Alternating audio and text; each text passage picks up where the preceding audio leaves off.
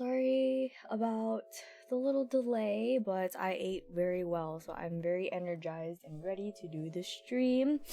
I rushed a little bit. Hi Ace. Matt, thank you so much for the subscription, resubscribing.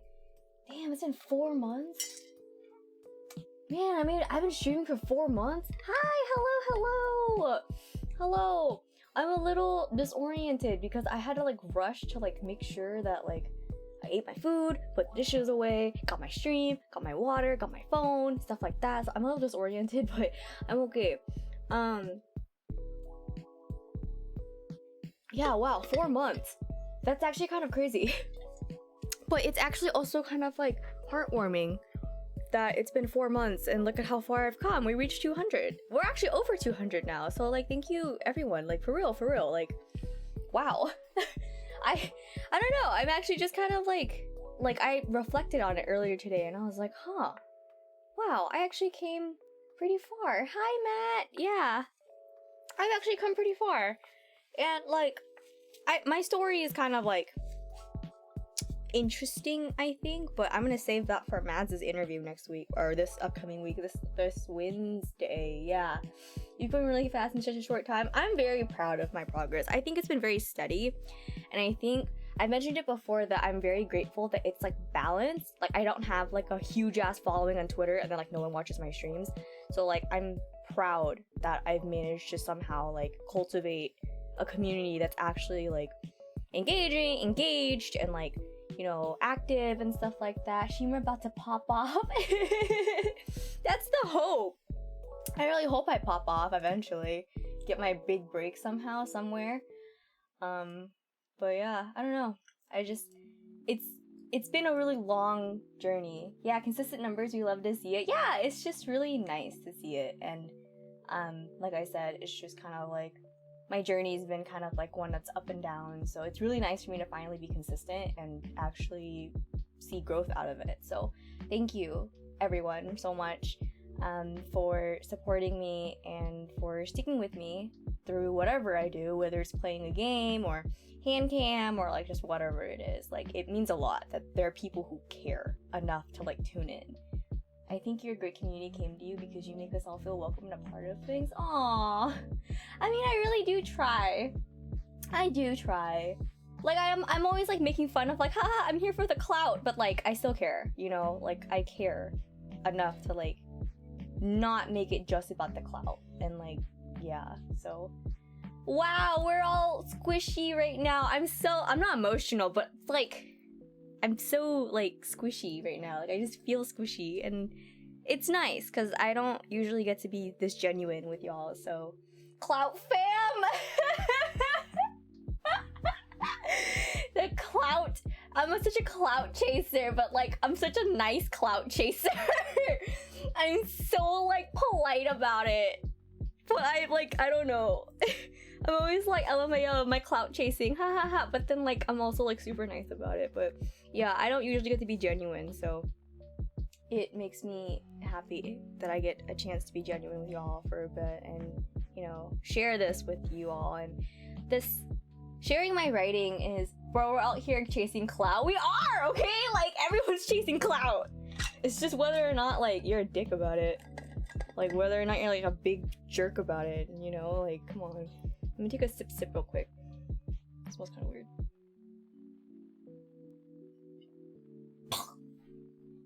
Ooh. I should not have sipped that. I did something wrong. Oh, I should not have sipped that. Ooh. Ooh, we're not sipping that anymore. Nope. Nope, we're not sipping that. Sorry, that was way too loud and way too... I did not mean to do that. I'm sorry. I didn't think it'd be that gross. It's pretty gross. So, we're not sipping that anymore.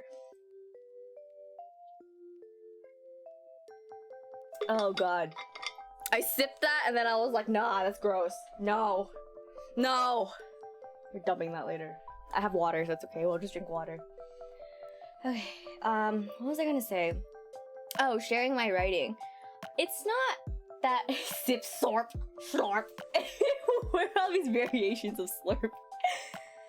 I was gonna say that sharing my writing isn't something that I'm ashamed of, but it really is just kind of ASMR stream. It really is just something that's kind of like, you know, it is personal, especially because it involves my OCs. Like, of course, like, I care about them a lot, and you know, it's kind of like, who do you talk to your OCs with? You know, like, not just everyone, because not everyone's gonna care, but I care, and I know some people do care, so it's like, let me share it with people who I think will care and appreciate it. Even if they don't, even if you don't care, like, you're here, so like, I thank you, you know. So quick question, do you all want the music on or off when I do story time? I don't really know if people have a preference, because I can keep the lo-fi on. It's just my usual playlist, so I can keep the lo-fi on, or we can keep it off. I have no preference. Okay.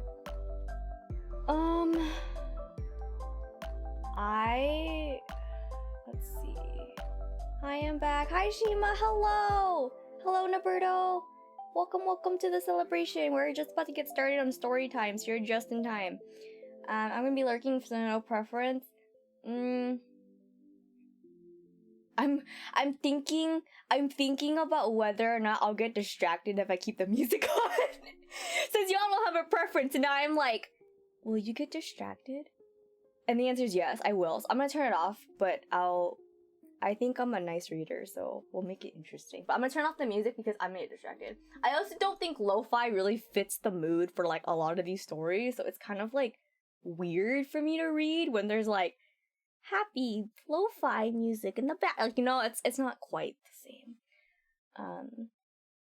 And I can't play like my OC playlist because those are all copyrighted music, you know, stuff. Speaking of sharing about my OCs though, I guess you could say this is like a sneak peek of like my OCs and just kind of what's there. I made kind of like a joke post, quote unquote joke post, about if I hit 1K, I'll do a OC PowerPoint and just share about my OCs, all 7 of them. I have 7 that I've been consistently writing for years. So, you know, I say it's a joke, but it's not a joke. I'm gonna do it. I'm gonna do it for real. I say it's a joke, but it's not a joke. Yeah, I'm gonna make a PowerPoint. I'll make a whole ass PowerPoint. Like, I'm gonna do it. I say it's a joke, but it's not a joke. I'm gonna do it. 1K, y'all are gonna get a PowerPoint about my OCs, and I'm gonna put so much love and care into it because I have put love and care into these OCs, and I'm gonna like show them all because I'm not ashamed. I'm not shy about like the development I've put into these characters. I'd like to see the PowerPoint. We all show us your children. I love them. Hi, Andres. How are you? Glad you got to make it to the stream. Andres and I had a collab earlier today, and it was super fun. So I didn't stream it, so it's kind of like we're swapping places now. We're just about to start story time, so you're just in time for story time. I took a nasty ass sip of his drink that I think gone bad. It went bad. So, yeah, that was jarring, but I'm okay. I have water to flush it down, and I didn't take a big enough sip for it to like make me have tummy issues, so I should be okay. All right, so I turned the music off. We're gonna start. I have OCs. Can my OC smoosh your OCs? Unless, I mean, haha, JK, unless do the finger, what is it? The finger thing? I don't know what it's called. Pleading face, point. So yeah, this was a story. Okay, so this first piece, everything's untitled. I don't have titles or anything because titles take up too much of my brain power and I do not care enough. So yeah, the little point. Do. I know crying Shima, the crying emo, she's also doing the finger pointing thing, but I don't want y'all to cry. Little PP dance duck, I love him. Okay. Nothing has titles, but the context for this piece is I have a very close friend who, yeah, titles are so hard for what? You know what else is hard? Bios. Bios are hard. Biographies, character biographies, writing them out, that's hard. Do you know how long it took me to actually write out my character biographies to a point where I actually like them? Like 5 years.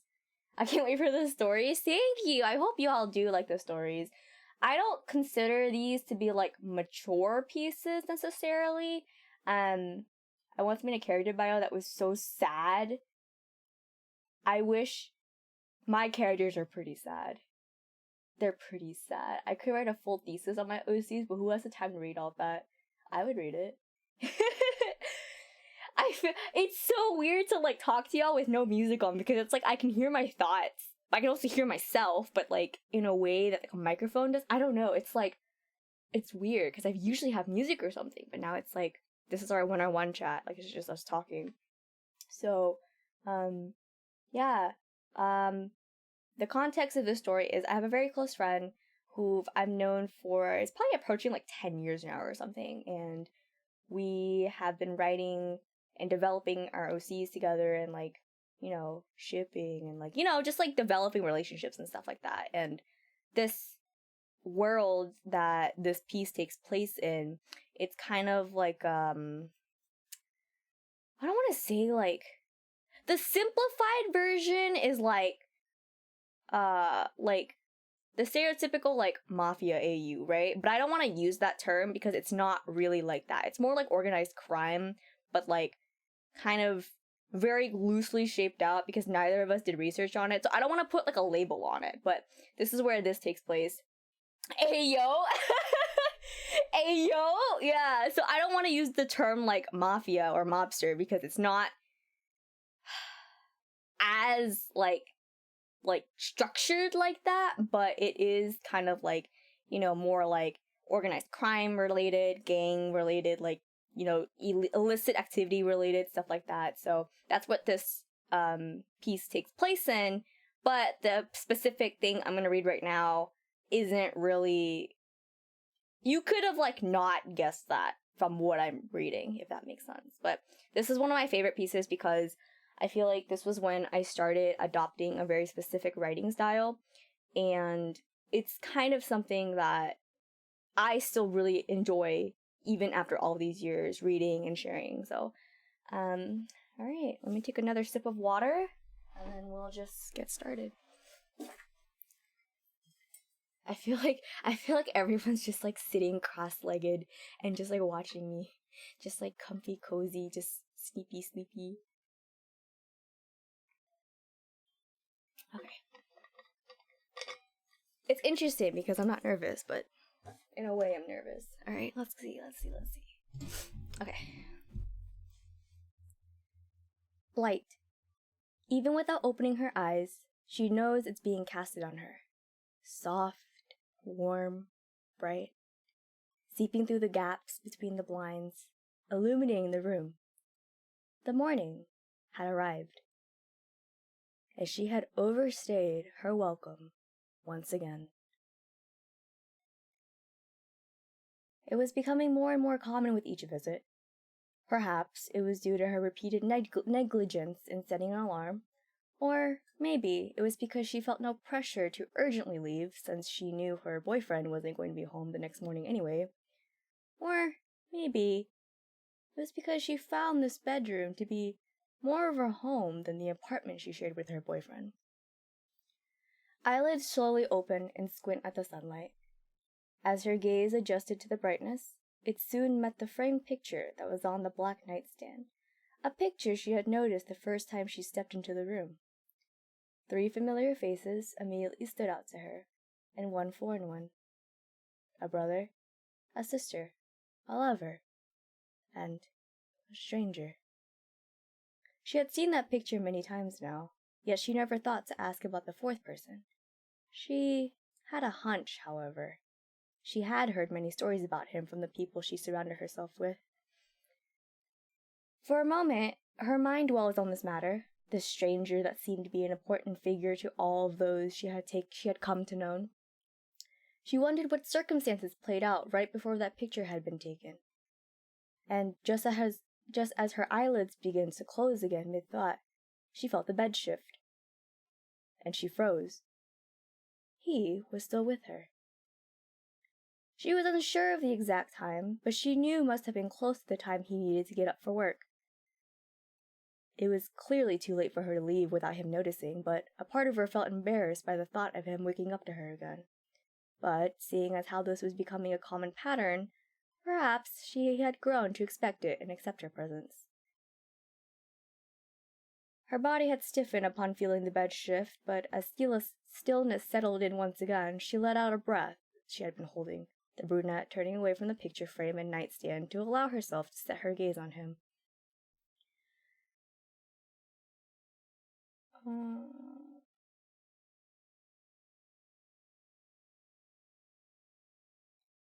I'm gonna skip this paragraph, actually. It's a little too much for Twitch. Let's skip it real quick. Sorry about that. Let's try that again. Her body had stiffened upon feeling the bed shift, but as stillness settled in once again, she let out a breath she had been holding, the brunette turning away from the picture frame and nightstand to allow herself to set her gaze on him. She pulled the covers up to her face, Allison allowing her knees to be pulled up towards her chest. Why had she come here again? Why was she letting this become a normality in her life, this infidelity and displacement of romantic feelings? Part of her knew the answer, though she refused to let herself accept it as truth. It was much more painful that way, much more painful than simply lying to herself. After all, her boyfriend was doing the same thing, right? Lying to her each night, he said he would be back in the morning. So long as he didn't know about this, everything would be okay. So long as she convinced herself that he still loved her, everything would be alright. Love.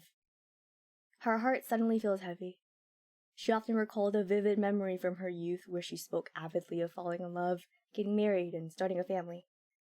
Life had treated her well then, and hope yet to abandon her. Hi, Ave! You're just in time for story time. I hope you make yourself comfortable. Thank you so much for joining. Where was I? Life had treated her well then, and hope had yet to abandon her. Now, she can't quite remember the last time life had treated her well. It seems as though ever since she and her brother got rescued by the gang, life had only continued to crush her spirit. Morning. And she's suddenly pulled out of her thoughts as a voice greets her, her eyes meeting familiar dark ones. They looked upon her gently, kindly, though they were still adjusting to the light in the room. Despite this, she knew he could see her clearly, and she's rather thankful that the covers were hiding part of her face. Her cheeks felt warm. Morning, she returns the greeting, her voice much softer and brighter than his lower, huskier tone. She sees a smile form on his lips, and she feels herself stiffen again as she feels an arm rest along her waist, her body eventually relaxing underneath the touch. You slept over again. It had been the second time this week. I know. I'm sorry. She apologized, but she felt no remorse. If she had really wanted to leave, she would have. Instead, she let herself indulge in the comfort of the bedroom. She didn't want to go back to facing the harsh realities of her life outside after all. He doesn't respond to her apology and instead lets his fingertips brush against her bare skin underneath the covers. He was gentle, a stark contrast to the night before. And for a moment, she thinks about how odd it is for him to be gentle. After all, he worked with some of the most dangerous men in the city, and yet, here he was, caressing the curves of her hips lightly, his eyes studying her contently. Did you sleep well? She simply nodded, cover still pulled up to her face. She felt comforted by his light touches, but as she lay beside him, she felt perplexed. Her heart had again become heavy again as she thought about how James had treated her in comparison to how her boyfriend treated her. She couldn't remember the last time they had shared a moment like this in bed during the early morning of the hour. Usually, Cedric would wake up before her, or worse, sneak out while she was sleeping.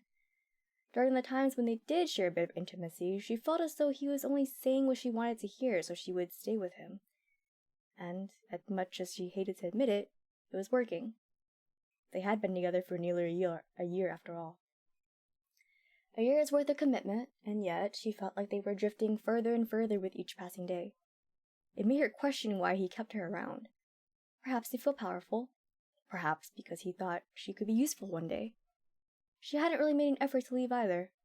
After all, where would she go? Her brother was Cedric's right-hand man, and her status as his girlfriend granted her some privileges in the gang. If she had left, she'd be out in the streets to fend for herself once again for sure. So perhaps she was with Cedric just out of obligation. But she easily preferred to be by James's side. Even before they agreed to meet in secret, There was something about his company that always drew her closer to him than Cedric. Perhaps it was the respect he had shown her. Perhaps it was the excitement and butterflies that he managed to give her just by saying hello or giving her a compliment.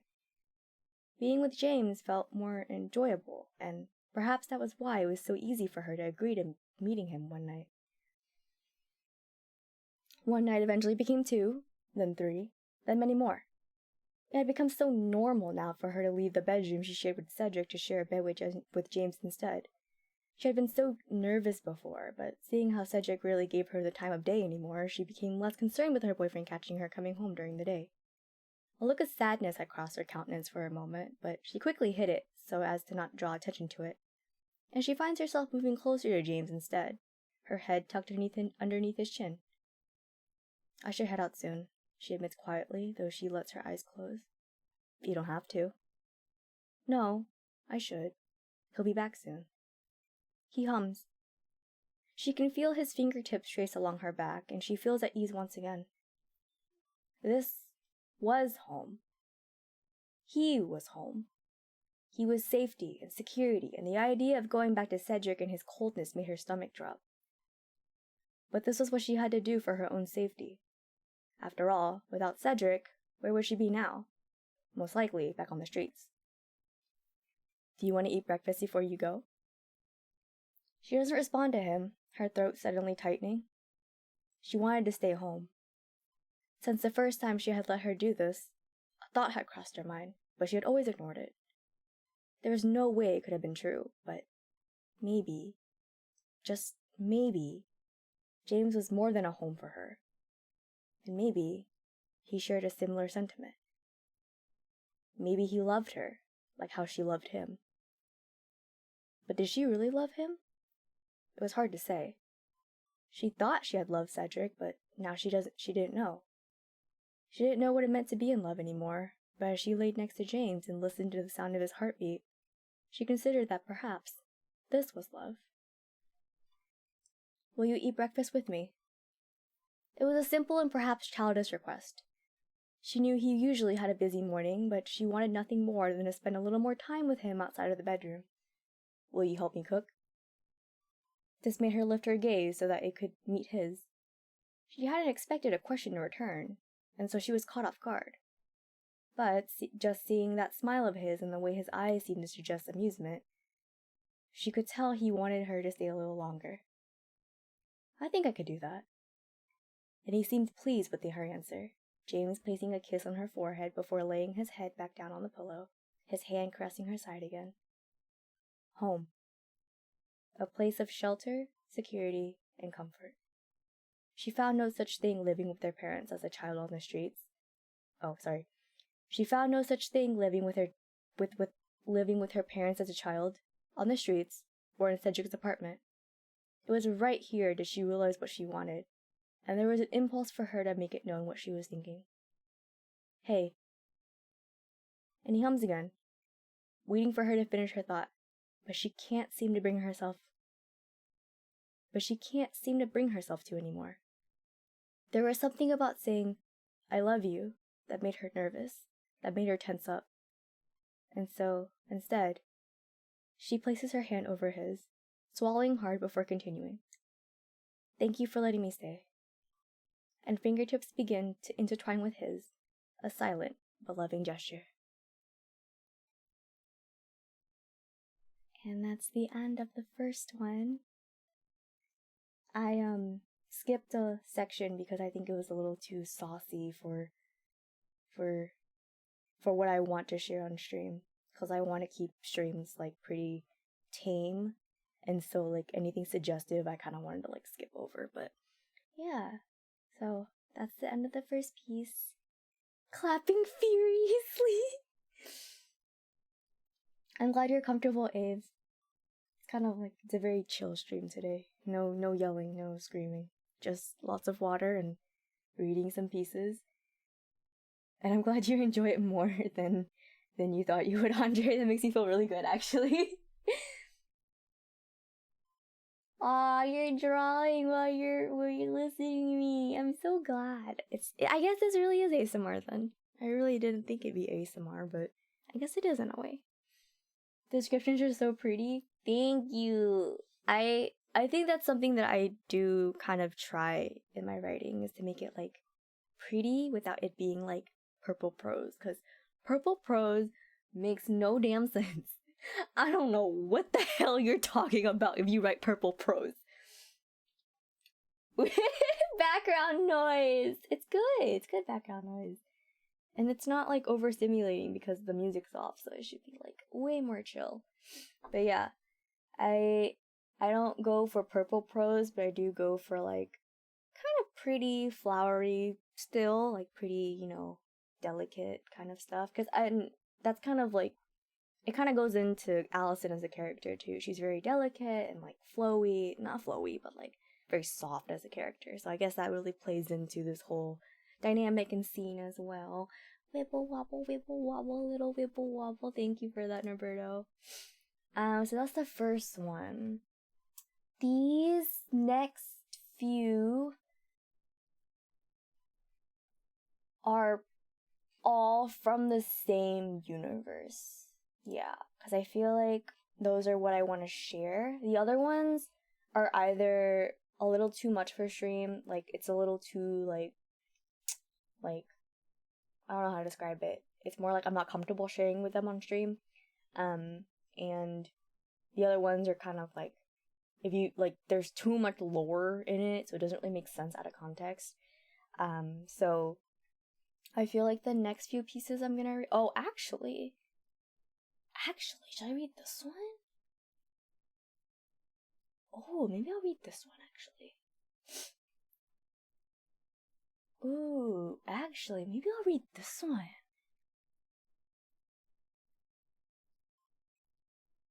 Oh. Oh my god, do you have more Wibble Wobbles? They're just so cute. Actually, no, I won't read this one.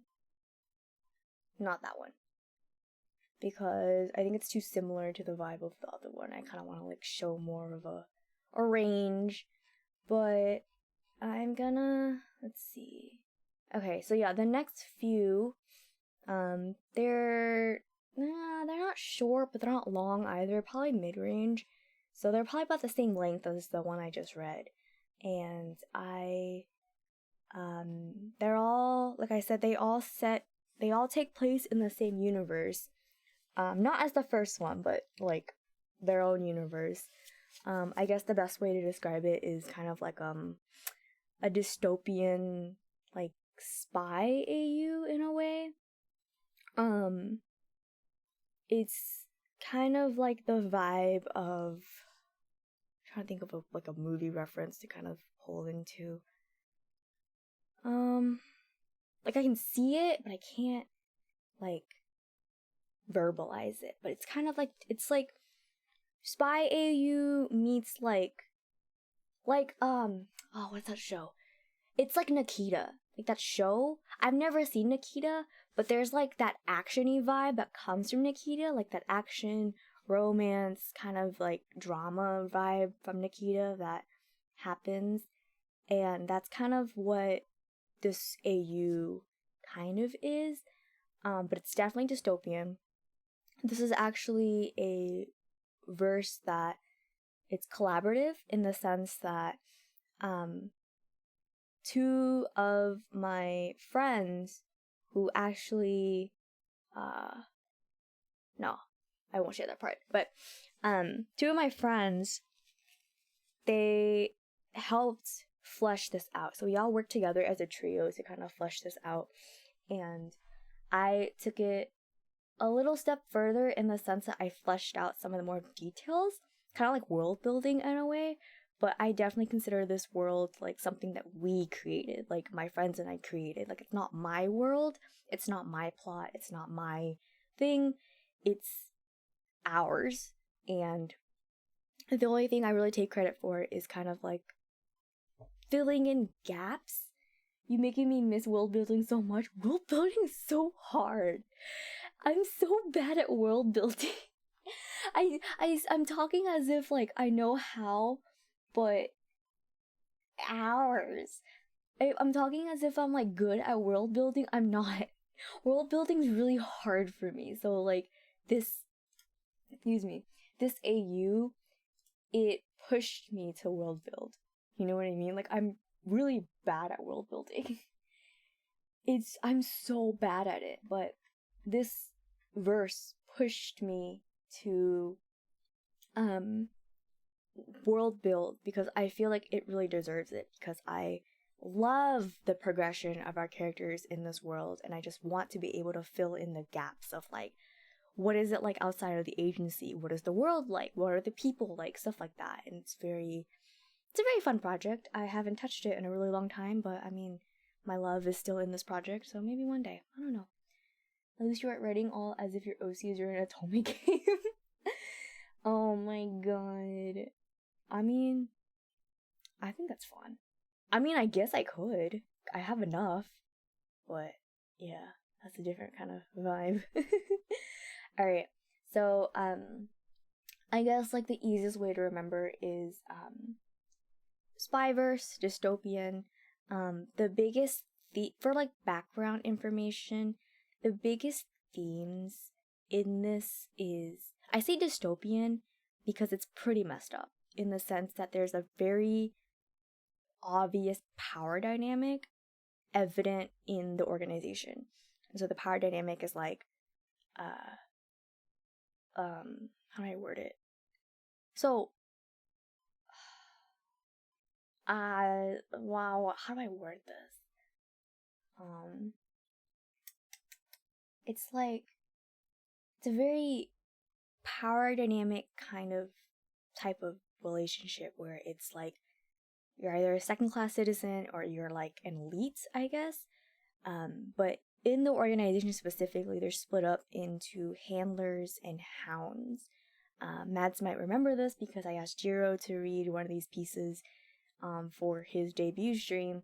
So this is the same world that these next few pieces are going to take in. So handler and hounds. Handlers are considered like field agents, top agents. They like are like top of the line, you know, all this good stuff. And hounds are like quote unquote delinquents. So hounds are delinquents, or they're criminals, or like people like runaways and stuff like that, and they've been recruited by this agency for very unethical purposes. So hounds are technically like superhuman in a way. They're experiments. And so in exchange for like resources and a job and security, hounds are to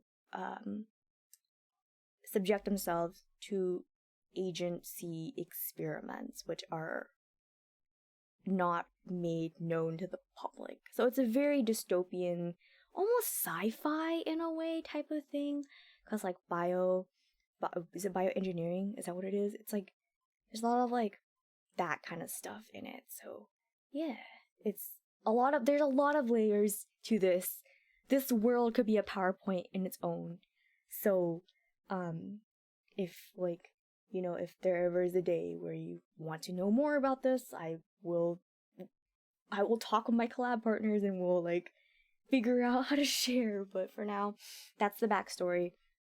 So if you see stuff about handlers and hounds, that's what I'm referring to. Handlers are top field agents, very respected, very like, you know, stuff like to give us the PowerPoint, Shima. Y'all just want the PowerPoint. I'll make it cute for you. But yeah, so handlers are well respected. Hounds are like second-class citizens. They are like considered disposable. So they are literally treated like dogs. Even worse than dogs, maybe. So I demand the PowerPoints.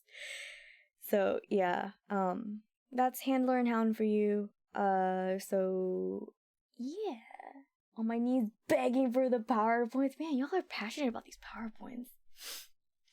Y'all are passionate about these PowerPoints. I didn't think PowerPoints would make you so excited. But I mean, I guess they're about my OCs. It makes sense, right? Okay, I'm gonna take a little sip. Alright. So, in a lot of these, you'll see reoccurring names because they're like the main characters, but also there's one that I do want to read that's kind of like a side character type of thing, so that'd be interesting. But yeah, let's get started, right? I'm gonna probably not look at chat for a little bit, so I'll answer everything at the end. And yeah, let's get started.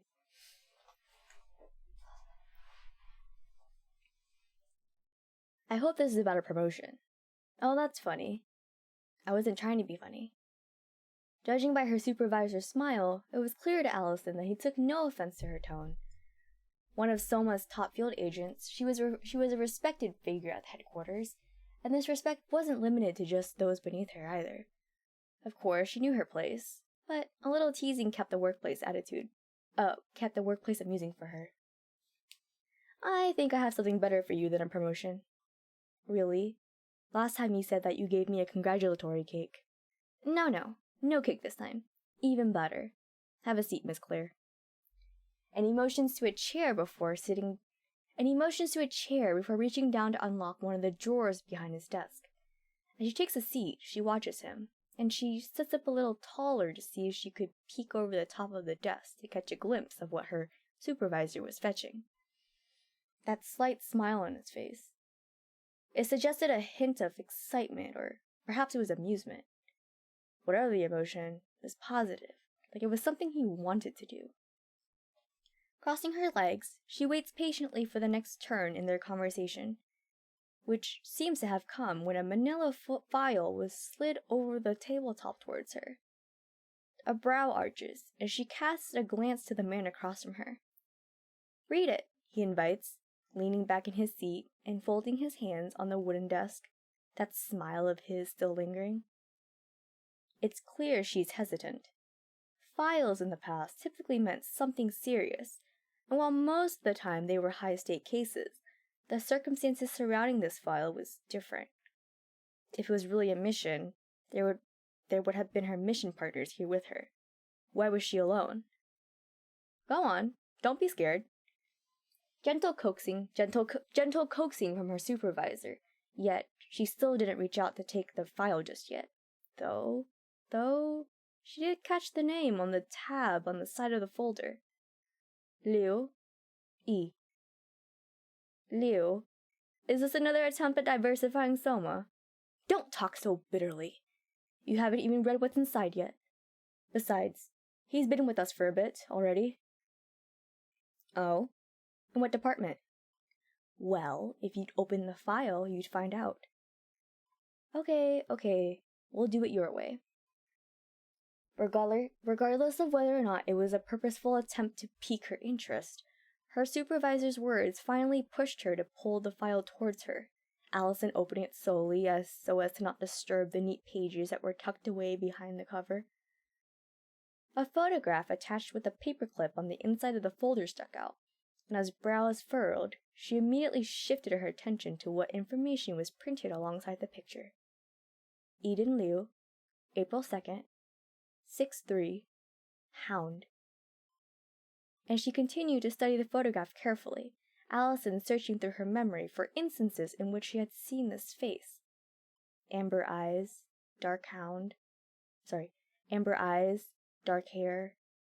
A hound she had crossed paths with in the training room a few times. A hound associated with handlers she had personally known. Why was she holding his file? What's the meaning of this? Isn't it obvious? Surely you've seen him around. He's infamous. Absolutely not. Her tone was decisive, as if a decision had already been made. Allison, you haven't even heard me out yet. No need. You already know where I stand on the matter. Tisk, and here I thought you'd give me a chance to explain. I'm a floater. I work with other agents who need me. I don't need a hound. Well, I'm sorry to say this, but you might not work with any other agents if you don't accept him as your hound. The ticking of the clock on the wall seemed to have grown louder, suddenly. The chattering in the hallway of interns going on their lunch break was distinct as the room fell silent at this news, Allison's heart seeming to beat a little faster now, a little harder. Are you threatening me? Threatening? No. Pressuring you? Yes. Miss Claire, I'm sure you're aware of the reputation this hound has among our handlers. As a top agent, I've respected your continuous refusal to be assigned a hound despite multiple attempts at persuading you, but I'm afraid your time to refuse has run out. Smiling. Still smiling. As if he was so certain she'd give in with little fight. How out of character it'd be for her to step down when she felt so passionately about the issue at hand. So what? You're going to assign him to me so he can tag along my missions? So you can finally get rid of him? I refuse to take on hounds because I think it's disgusting how disposable this agency views them. And I respect that. But you truly are someone's last resort at this point. Quite frankly, Miss Claire, if it wasn't for your stubborn refusal, I would have signed him to you initially. Imagine how many headaches I could have avoided. Imagine how much time we all could have saved as an agency. I've taken notes of what your conditions were, Miss Claire, and he falls within all of them. And a finger jabs at the file that was now in the middle of them, his words emphasized with each motion. Think of how many handlers he's gone through, and he's still kicking just the same. Think of how many field missions he's already been on. He's no rookie, Miss Claire. He was no rookie when he first joined Soma either. Sure, his techniques could use some work, but he has potential. And it'd be a wasted effort if Soma didn't assign him to someone. Then assign him to someone else. Who? Tell me who, Allison. If I had anyone left to assign him to, you wouldn't be here. And so, I repeat, if you don't take him on, you won't be going on any of their missions. You won't be going back out into the field. You used to be an intern here, correct? I'm sure you still remember how to fulfill some of your intern duties. Tch. And she purses her lips in response to his remark. How insulting! How unappreciative! After all the work she had done as a field agent, after all the injuries she had sustained while on the job, after all the sexism she had to endure as one of the few female agents employed and trained by Soma. All of that, and the agent still had the audacity to demote her. Her silence that followed his ultimatum seemed satisfactory to her supervisor. Relaxing his frame, he sits back into his chair once more, a hand pushing the manila folder towards her again. I suggest you take this and familiarize yourself with the basics. You'll be meeting him soon, and it'd be in your interest to know what to expect. A pause then, hands steepling in front of him as he muses. Though, it might be difficult to really know what to expect. He's quite the character. In one ear and out the other. Indignant, she chose to ignore what was being said to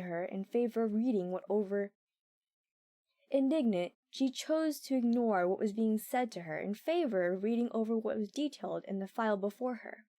1, 2, 3, 4. 4 different handlers. Strong combat skills, no technique, a rogue fighting style. Previous handlers note traits of impulsiveness, impertinence, and cockiness. A history of minor, and not so minor, altercations with other hounds and handlers. Multilingual, with the ability to easily code switch. You hate the fact that hounds are disposable. They're disposable because of their own incompetence. She hears the sound of something being placed on the desk, and it draws her attention away from the file. Looking up, she's faced with a box, one that looked vaguely familiar to her. You recognize this from the collaring ceremonies, yes? You'll need this after he has been officially assigned to you. Shouldn't take too long, just a few documents to process. And he opens the box, revealing a collar that matched those she had seen on hounds in the trading room. Beside it was a remote that she frequently saw clipped to the belt of handlers. Seeing those two things in front of her so closely made her swallow hard, and strange feelings began to well up inside of her. You can keep the file. Protect it. We don't want information to leak. You should expect a meeting with him within the next few days. Remember to be nice to him. He should be up to your standards and expectations, but he might challenge them as well. Just keep an open mind. Like I said, I would have assigned him to you from the very start. He's right at your level when it comes to your ability. You two will be a great pair. There's a sudden ring of the telephone then, which causes her to jolt in her seat. An important call, she was told, and she was easily dismissed to go on about the rest of her day. Somehow, this whole meeting was a blur to her. Going in blind, she wasn't sure what to expect, but now that she was walking out with the file and a collar of her apparently new hound, she was having difficulty processing it all. A rogue hound, a delinquent. She would be his 5th handler, which was plenty more than many hounds at Soma could say they had been assigned to. Quite frankly, not many lasted to have more than 1 handler. Reckless, she thought, unlocking her office and letting herself in. Absolutely reckless how this agency treats them. With a sigh, she places everything in her hands on her desk, a slight frown visible as she eyes the box. Her attention then returned to the file once more, and with much less hesitation this time, she opens it again. Her gaze immediately meeting that of Eden's gaze in the photo. An unforgettable face, for more reasons than one.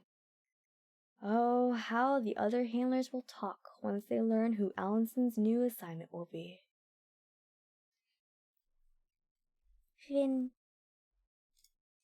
Alright, so that's the second piece. I guess in this series you could say that was like the first of the series that I've written.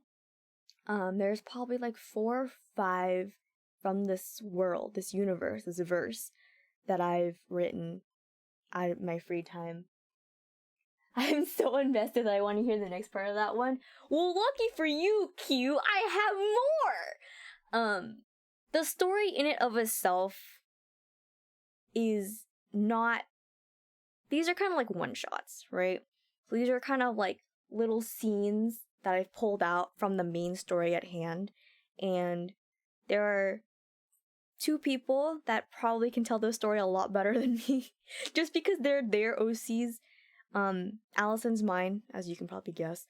And the other 2, they're theirs, you know? So I'd rather have all of us be together to explain it just because there's a lot of pieces. But, yeah. So lucky for you, I got like 3 more segments to that. And they each tell a different story. So maybe you can put together the story at hand. I don't know, we'll see. Alright.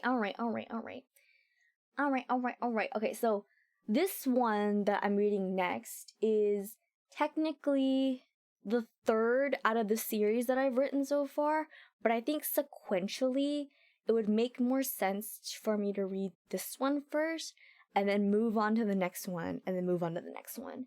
And then after that last one, we'll see how we are on time, and we might wrap up early, or we might find more stuff for me to read. I don't know. Alright, I'm gonna take a little sippy. Gotta hydrate between pieces, because I got a lot of stories to tell. But yeah, this is definitely one of my favorite verses, because I'm a sucker for dystopian, and like, there's just so many good tropes in it. Alright, so here is the next one. Let's get started.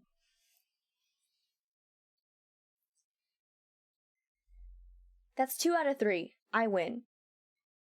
You played dirty. Your technique is sloppy.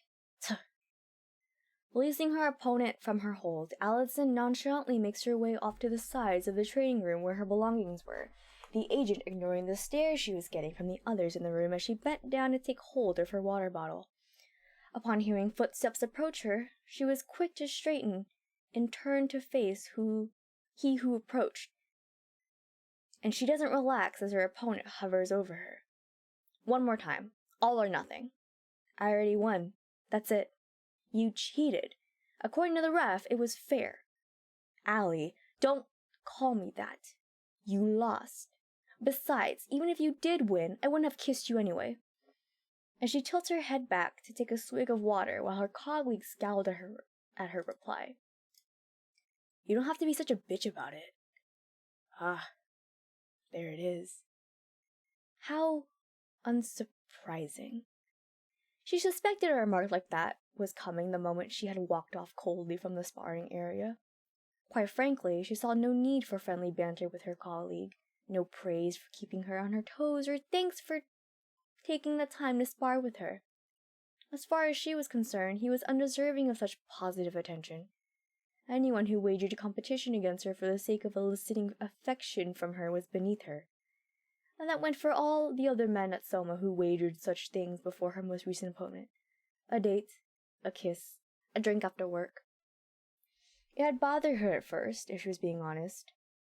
Originally, she took it to mean that they saw her as an easy target, that they were so confident they were going to win that they dared to set such stakes. But it was clear, defeat after defeat, that she was not only out of her league in the training room, but outside of work as well. Maybe you should reevaluate while you're single. I'm sure calling women bitches is one reason. And she crouches down once more to retrieve the rest of her belongings before turning swiftly on her heel to make her way towards the exit. All the while, her jaw clenched. That's 2 out of 3. I win. That wasn't fair. Oh? According to the ref, it was legal. So I win, Miss Allison. From beneath his form, she had a clear view of how smug her hound looked, and for a moment she was thankful it was just them and the referee in the training room. Fine, you win. Congrats. And she attempted to wiggle out of Eden's hold as she shifted her weight against the mat. While doing so, the referee's voice echoed from overhead. You have 5 minutes left before the next pair comes in. Lifting herself up onto her elbows, she gave the official one look before nodding in acknowledgement. Thank you. We'll be out by then. With that, the referee left to allow for the pair to debrief on their sparring session like usual. It was only when the referee disappeared completely out of sight did Allison allow herself to sigh. Oh, hydration, thank you. And it was in that moment did she let her guard down. In an instant, she felt her back hit the mat once more, and peering up at Eden, she felt indignant by the sudden push backwards. 1 second, let's hydrate. Thank you, Abe. What are you doing? Did you forget already? She blinks, and brows furrow to show her confusion. Forget what? Oh? She catches sight of his smirk once more, and with pursed lips, she turns her head to the side to avoid his gaze. I didn't think you were serious. I'm always serious when it comes to you. That's not true, and you know it.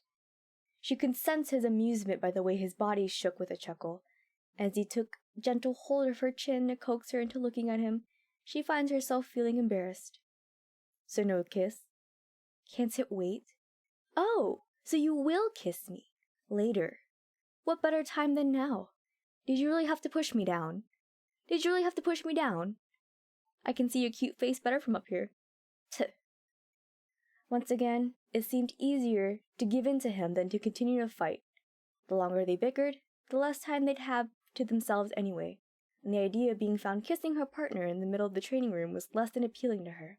And so, her features eventually soften as she exhales a breath, her own form relaxing beneath him. Okay, fine. 1 kiss. Come here.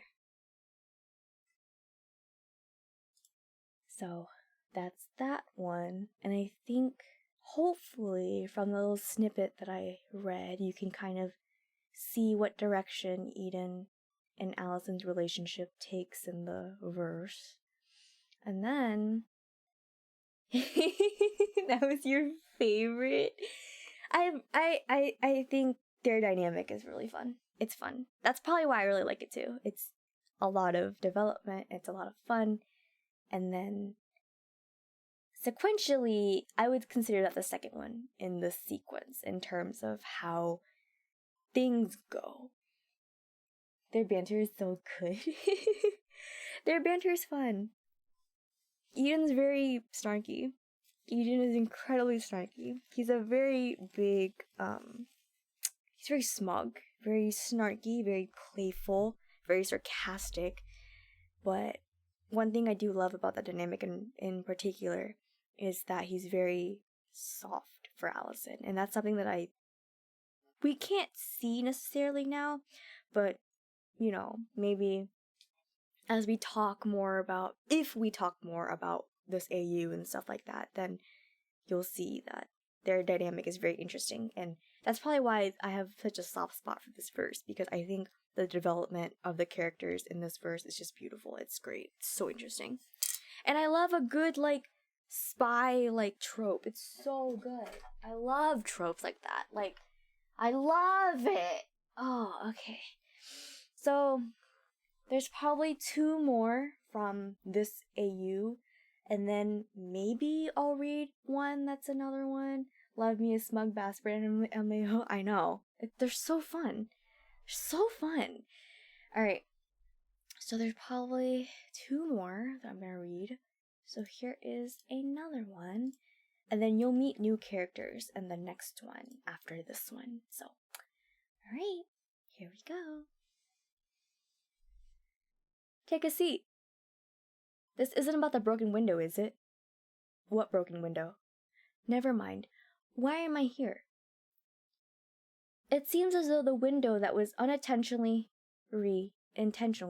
destroyed by Allison's hound during a mission was a conversation that could be saved for another day. That was, in and of itself, a relief, but now she was even less prepared for what was to come. If this conversation wasn't about that window, what was it about? Eyebrows furrowed as she crossed the familiar room to take the chair that was in front of her supervisor's desk, Allison scooting up closer to the tabletop before shifting her gaze to study the other. Nothing odd stood out to her. The call to his office seemed to have been out of the blue, however, so she couldn't imagine what was on the agenda for their meeting. "How's everything with your hound?" The question cut through the silence that was settling in the room. It was asked with such casualness that it sounded like something a colleague of hers would have asked during a break. "Everything's fine." "Why? Did something come up?" "No. It's just routine to check in with handlers now and then, that's all." "I suspected that things were going well. You two seem to be getting along much better than his previous handlers." "We had a rough spot, but I think we're in a good spot now." "And you were so adamant in refusing a hound."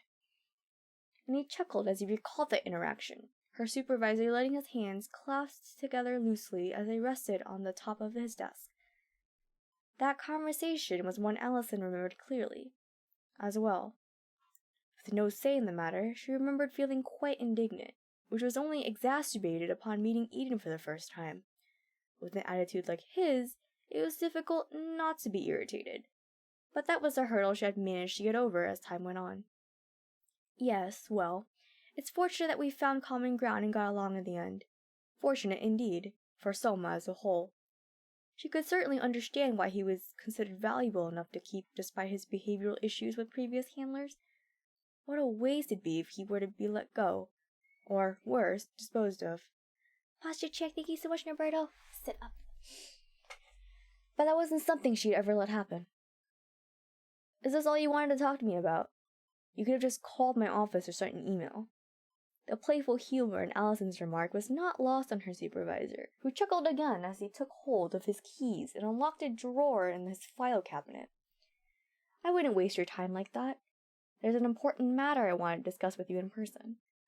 Again, her expression revealed her confusion as a file was presented to her, and as she eyed the name that was printed on the tab on the folder, it soon occurred to her why this situation felt so familiar to her. "Amarante C," it read, and her eyes soon narrowed. "Please tell me this is part of a mission." It's not your typical mission. Think of it more as a personal mission, to help out the department." I don't follow. Why don't you start by telling me your first impressions? His invitation was accompanied by a gesture towards the folder, and he sat back in his seat as he waited for Allison to read through its contents, which she did with a fair amount of caution. She wasn't quite sure what she was supposed to look for exactly, which details he wanted her to pay close attention to, but as she examined the file, a few things easily stood out to her. Claire Mirante, January 14th, 5:10, Hound. Currently assigned to communications under the supervisor Leonard Redacted. Strong fighting skills. Specializes in offensive hand-to-hand combat. However, evaluations show unpredictability and defensive skills. Medical records indicate a history of treatment for injuries as a result of reckless offensive attacks. However, no severe injuries are on record. Training staff notes competitive tendencies, which are most evident when interacting with other hounds. As she continued to peruse the documents in the file before taking the time to study the picture that accompanied the folder's contents. A female hound. Not necessarily a rarity, but in a workplace that was so heavily dominated by men, Allison couldn't help but have a soft spot for her. A hound too, no less. Even if she wasn't in the field as often as Allison and Eden, being a hound was a risky profession. With a sigh, Allison finally closed the folder and let it rest back on the table. She's a strong fighter. Seems to have her own style and technique, which I can admire, but being assigned to communications probably limits her to a more assistive role during missions considering her handlers based in that department. Overall, she seems like a decent hound. No behavioral issues. No history of handler changes. Very different from her own hound's file, honestly. So would you say she's a good hound? I'd say so. It seems like she can be a bit aggressive when provoked, but I think that goes for a lot of us here at Selma. Fair enough. What would you say, then, if I told you we were considering a temporary department change for her? Would you say she'd fare well on field missions? That's kind of a strange question to ask me, since you should know whether or not she's qualified. But yes, I personally think she'd be able to pull her own weight and contribute to missions. If she had the right handler, I think she'd fare very well, especially if her technique was developed a bit more. She seems to have a good head on her shoulder. As long as she doesn't let aggression blind her judgment, I think she'll fit right in. I knew I could count on you, Allison. And with a smile, her supervisor produced another document from the drawer of his desk and pushed it towards her. Handler reassignment, the headline read, and again, Allison's face scratched up in confusion. I don't understand. Why are you showing me this? Who is changing handlers? It's not your hellhound, I can tell you that. Okay, but if he's staying with me, who is being reassigned? Leonard has to leave Selma temporarily due to personal matters. As such, we have volunteered to temporarily reassign his hound to a handler in our department until he's able to make his return. And you, Allison, are the lucky candidate. A smile. That damn smile he always seemed to have assumed that she'd give in to his wish without a fight. Do you really think that's a good idea? I feel like I'm the worst candidate to choose for this. Are you forgetting who my hound is? He'll never go along with her. He'll chew her up, and she'll bite him right back from the looks of it. And that's when you'll step in to discipline. That's what your role as a handler is. Discipline. You manage to tame your hellhound. If he acts up again with your new addition, you put your foot down and demand order. As for Miss Emerante, she is at your mercy for taking her in. Don't talk like that. She's not at my mercy. If I say no, you just find her someone else. She has a handler by default. It's just a mild inconvenience for someone to temporarily relocate her to a new department until her usual handler returns. I just don't understand why you choose me. I imagine you choose someone else who doesn't already have their hands full. But that's why this decision was made. The missions you take on. There's just 2 of you currently, yes? Imagine what it'd be like with a 3rd helping hand. You said it yourself.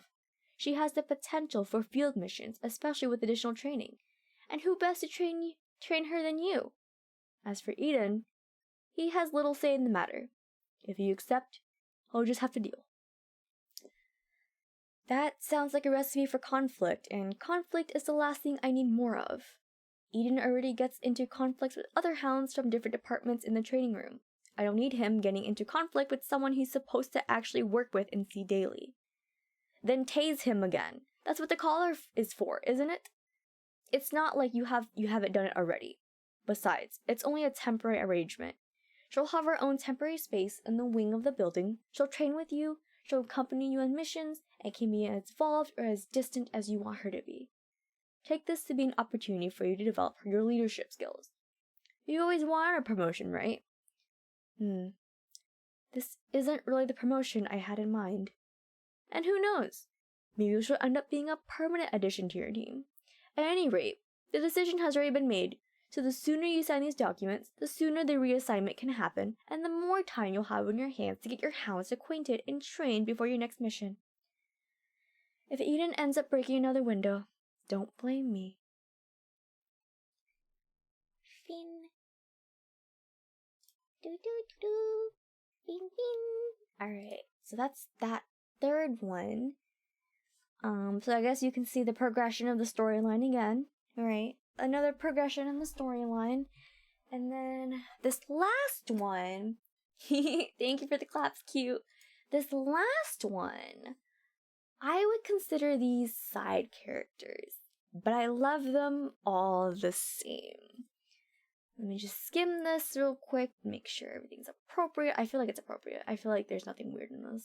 Yeah, it's pretty short, so I consider these two side characters, but I love them all the same, so give me 1 second to hydrate.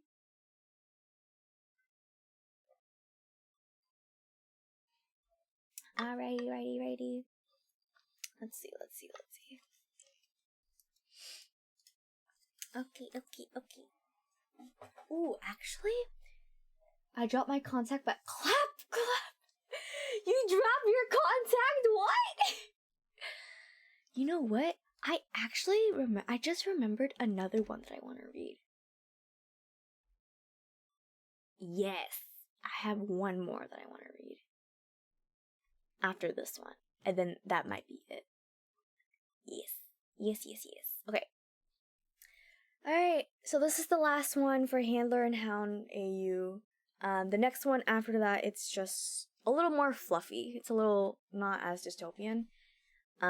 Still pretty, like, you know, a little angsty, but not dystopian angsty, so a little happier of a tone. But yeah.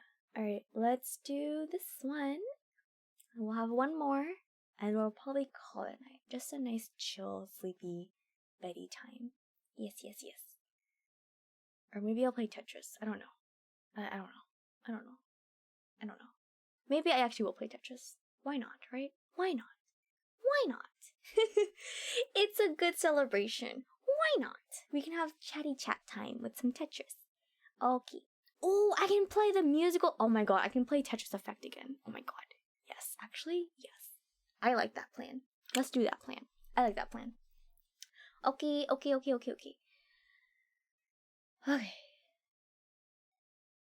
Hey, why'd you do it? You heard me.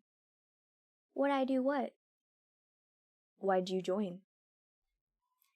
His sudden question makes her set the Rubik's Cube she was playing with down on the tabletop, her previously busy hand stilling as she gazed over at her mission partner. Where did this come from? She asked, a hint of amusement evident in her tone as she laughed to herself. Aito had looked so focused and absorbed in his work. Leah didn't expect him to ask her such a thing out of the blue. I thought you were trying to catch up on paperwork. I am. I was thinking about you earlier. Ah, you missed me during your meeting? Something like that. I missed watching you struggle with the Rubik's Cube. This is hard. I don't know how you're able to solve it so fast. Her retort easily elicited a chuckle from him. a hand resting against his cheek as he propped himself up on an elbow, his gaze still resting upon her as he studied Leah quietly. At this point, Leah had resumed her toying, that plastic cube rotating this way and that in her hands. She really was childish, wasn't she? As frightful as she could be in the face of an enemy, she really was harmless during downtime. A little sister, he thought, Aito returning his attention back to the stack of papers before him. Even if the stack was gradually diminishing, there was still too much to review for Aito's liking. It must be nice to be a hound at times. At least you don't have to deal with paperwork. You still haven't answered me. I joined because of you. Her answer comes matter-of-factly, Leah not looking up from her toy as she replied. They both knew there was truth in that statement, but after knowing Leah for some time and watching her develop, Aito couldn't help but be skeptical of just how much truth resided in that sentiment. Yeah? So why a hound? Woof woof! The collar's cool. I'm sure you could have gotten a cooler collar from the pet store. Look, I'm not that dedicated to pet play. Another successful resounding laugh from her handler. She couldn't help but take pride in being able to make him laugh, in knowing that he appreciated her sense of humor. It meant a lot coming from him. Someone who always seemed to be cracking jokes and making others laugh. They really were two peas in a pod at this point, weren't they? Okay, that was a good one. My question still stands. Why a hound? Why Soma? Why did you do it? Why did she do it? Why did she voluntarily give up her life to an organization that sought to, essentially, exploit her? Why did she allow herself to face danger and the risk of death on the daily? Why did she blindly follow the man who had saved her and promised to protect her at all costs? You ask a lot of questions, you weirdo. I thought you liked talking about yourself. She's strangely quiet now as she continued to think on what was asked of her. Something in her mind, she knew the answer. Somewhere in her mind, she knew the answer. But articulating such an answer proved to be much more difficult than she imagined. It just felt right at the time. You weren't scared? I would have been more scared on my own. She had run away from home, after all.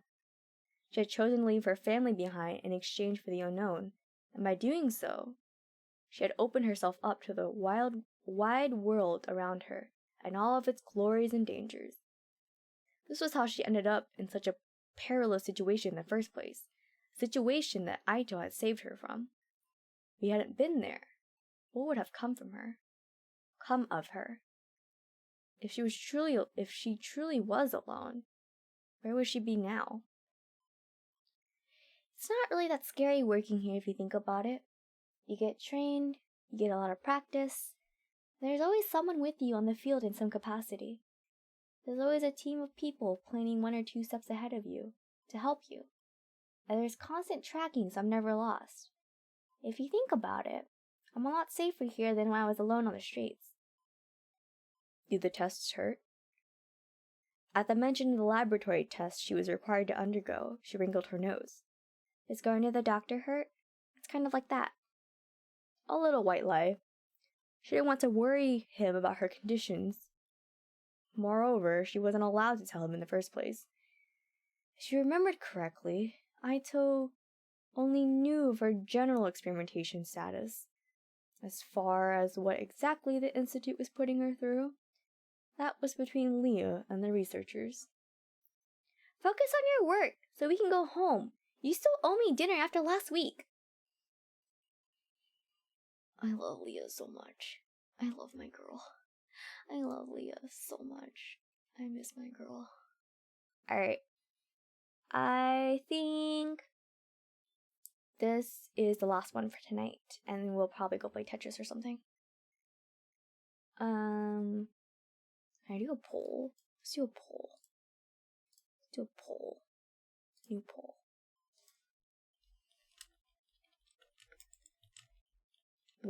What is the poll for? Don't worry about it. Don't worry about it. Don't worry about it. What the fuck? Why can't I? Okay, here we go. Don't worry about it. Don't worry about it. Okay. This is the last one for tonight, and when we will go move on to something else. Aw, thank you, Q. I feel like these last few pieces, I'm stumbling a little bit over my words a little more because the writing style is a little bit different, but I'm glad you like it. Thank you. Alright, so this one is a snippet, so it's like still story-worthy for reading. Listening to an audiobook is what you've always wanted, Andres. You've always wanted an audiobook from me. I guess this was a good choice for 200, huh? It was a very impulsive decision for me to meet 200 and be like, let's go read some stories, but it felt right. It feels good. Okay. So for this one, it's a very, like, it's part of my unfinished snippet series where I had like all these ideas in my head, but I'm too lazy to actually write it out. So I just kind of like write the main part out and then like, you know, have that be the standing piece. So this one is a single parent AU. I kind of feel like you can kind of put things together. So yeah. Okay. Last one, and then we'll go play Tetris. Yeah. Okay. Woo. Okay. Mama. What is it, baby? Do you have something for me? Words in a different tongue are affectionately shared between mother and son, an obvious fondness visible in Allison's eyes as she purposefully halts the task at hand in favor of giving Remy her full attention. While she waits for her son to gather his thoughts, in the background she could sense another's gaze. Her ex-husband was paying an obligatory visit, a visit she could only assume occurred under the pretense of wanting to make her son happy. Even if it was Mother's Day, there was some expectation that Grant help Remy with his gift for Allison. It was a small tradition that had occurred since Remy was old enough to talk, and though Allison never expected Grant to do much for her on Mother's Day, she did consider it a thoughtful gesture. Where did you get your mother, Remy? Show her. Encouraging words from her ex-husband eventually prompts her son to carry a gift bag across the room towards Allison, small yet determined steps crossing the kitchen until Remy was finally close enough to hand Allison the bag. For me? Thank you, baby. With a grin, she accepts the gift, and she immediately places a kiss on Remy's forehead before even opening the bag. Whatever it may have been, she was very certain she'd love it. And her suspicions were correct. A candle! She always loved burning candles, and the scent the boys had chosen was certainly up to her standards. You helped him pick it out, didn't you? It was a question she had posed to Grant once Remy was out of earshot, the young child finding delight in his small collection of toys in the living room. No, actually, he found it all by himself. First thing he picked up. But I did smell it to make sure it was fine. So considerate of you. At this point, she had already found a place for the candle in the living room, though she leaves it unlit until a later time. For now, she's busy cutting and arranging a bouquet of flowers that was also gifted to her, a present Grant had handed to her himself. You know, you don't have to get me things anymore. I do know. It was a simple statement that conveyed all that he was thinking. It was true he didn't need to anymore, but something, either the holiday itself or his steadfast infatuation with Allison, compelled him to buy her a gift anyway. You like flowers. I didn't see the harm in it. Thank you. It was a cordial response. She didn't see the need to get snippy with him. Even if it did feel strange for her to receive gifts from Grant, the gesture was appropriate for the holiday. And he was correct. She did like flowers. Flowers and a candle. What lovely gifts for her on this special day. Remy, are you hungry? Lunch is ready for you. Okay. And that wraps up our story time. So like I said, this one's it's not related to anything that we've read in the past, like previously on this stream. This is definitely like a standalone verse of its own, a standalone universe of its own. And these characters kind of like, it's alternate universe in a way of Allison's canonical backstory. So yeah, that was a more cute one. It was a very cute one. Tetris Effect. Okay, cool. Tetris Effect it is. Let me turn on my other monitor. But yeah, that one's a cute one. Not dystopian, just a nice little fluffy Mother's Day thing. Can I hold Allie's hand? You can absolutely hold her hand. Yes, please hold her hand. Please hold her hand. She would love that. I have such a soft spot for Allison. I love her so much. You have no idea. You have no idea how much I love her. You can hold her other hand, yes. You have no idea how much I love her. You have no idea how much. I love her so much. And I think what makes it nice is Allison in particular, she loves children. Like she's always wanted to be a mom. And so the fact that it's written on Mother's Day, it just fits with her character and I love her so much. She has there's no more hands for me to hold. You can hold Q's hand or Mellow's hand, and then technically you'd be holding Allison's hand. I love Allison, but I also love Leah. I love my girls. I love my girls so much. I love them. Allison's backstory is, I was gonna say kinda triggering. It's not kinda triggering. It's very triggering. It's triggering, but I'm very proud of the development. Hand-holding chain, exactly. Hand-holding chain. I'm like, oh, I just love her so much. How can you not love her?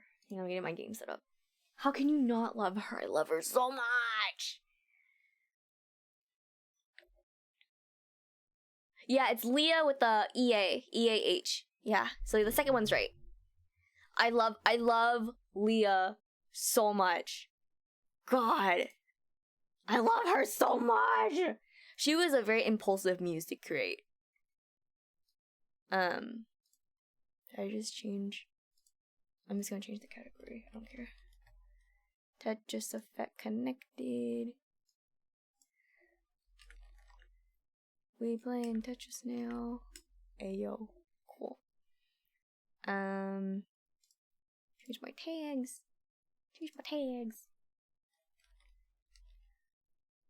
I did not spell that right. I love Leah a lot because I think she's such a playful character. Whoops, I did not spell that right either. Sweet. 1, 2, 3, 4, 5, 6, 7, 8, 9, 10. Cool. You know what's very interesting though is that Leah. What the hell? Did my lights just flicker? Why did it do that? Oh my god, my lights are gonna go out. Leah, I've had many people call her like Leia, which I think is so interesting because I feel like Leah is such a common way to spell Leah that I'm like very surprised that people default to Leia instead. I don't know, I just think it's such an interesting thing. I don't know what compels people to. Oh my god, why is it so big? What the hell? Whoa. What? Oh. Why is it so big? What?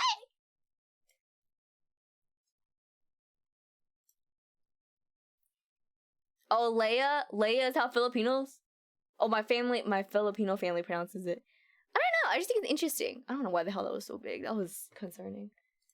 I'm gonna delete that. Delete that. Where's this? Execute. Cool. I don't know why the hell that was so big. That was kind of concerning. Alright, we're just gonna tet. We don't tet for a little bit. I have so much mail on my desk. I don't even know why they send me so much mail. I don't even do anything. Why do I get so much mail? How are you gonna ask me if I want paperless billing and then like still send me papers? Make it make sense. Ace, are you okay? I know a dog, Leia, but Leah would make me pronounce the name Leah. Exactly. Yeah, I would also think that like Leia is Leia, like that, like Princess Leia. But like Leah, I don't know. I think it's an interesting thing because I've noticed it a lot when I talk to people about my OCs and they talk about my OCs. They would call Leah Leia, but also Cedric, they would call him Cedric. But I think it's because Cedric is like not really a common name, so I can excuse that one. But Leah versus Leia, very interesting. Excuse me.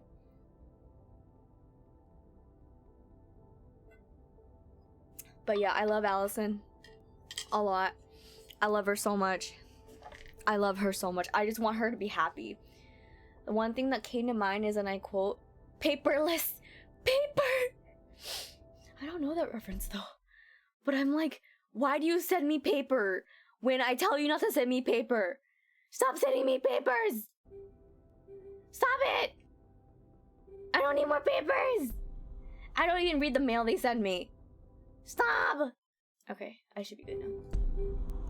I'm like, no! Stop! Just email me! Okay. We'll just do beginner. Casual. This was a good game. I like this game. But yeah, those are my stories. Thank you so much for listening to my stories. Thank you. I love my OCs and I will keep talking about them eventually. I don't know. That PowerPoint is coming though. But remember, the goal is 1K. Because I don't know. I just need a reason to make the PowerPoint. How the hell did I hold? There we go. What the fuck? I can't even go this way. Alright, whatever. I will make the PowerPoint. I don't know. Maybe I'll be nice and I'll like make it before 1K. I don't know. Now that I've like told people about my OCs, I guess now I have more of a reason to share my OCs than before. Oh god. Why are you struggling? Oh.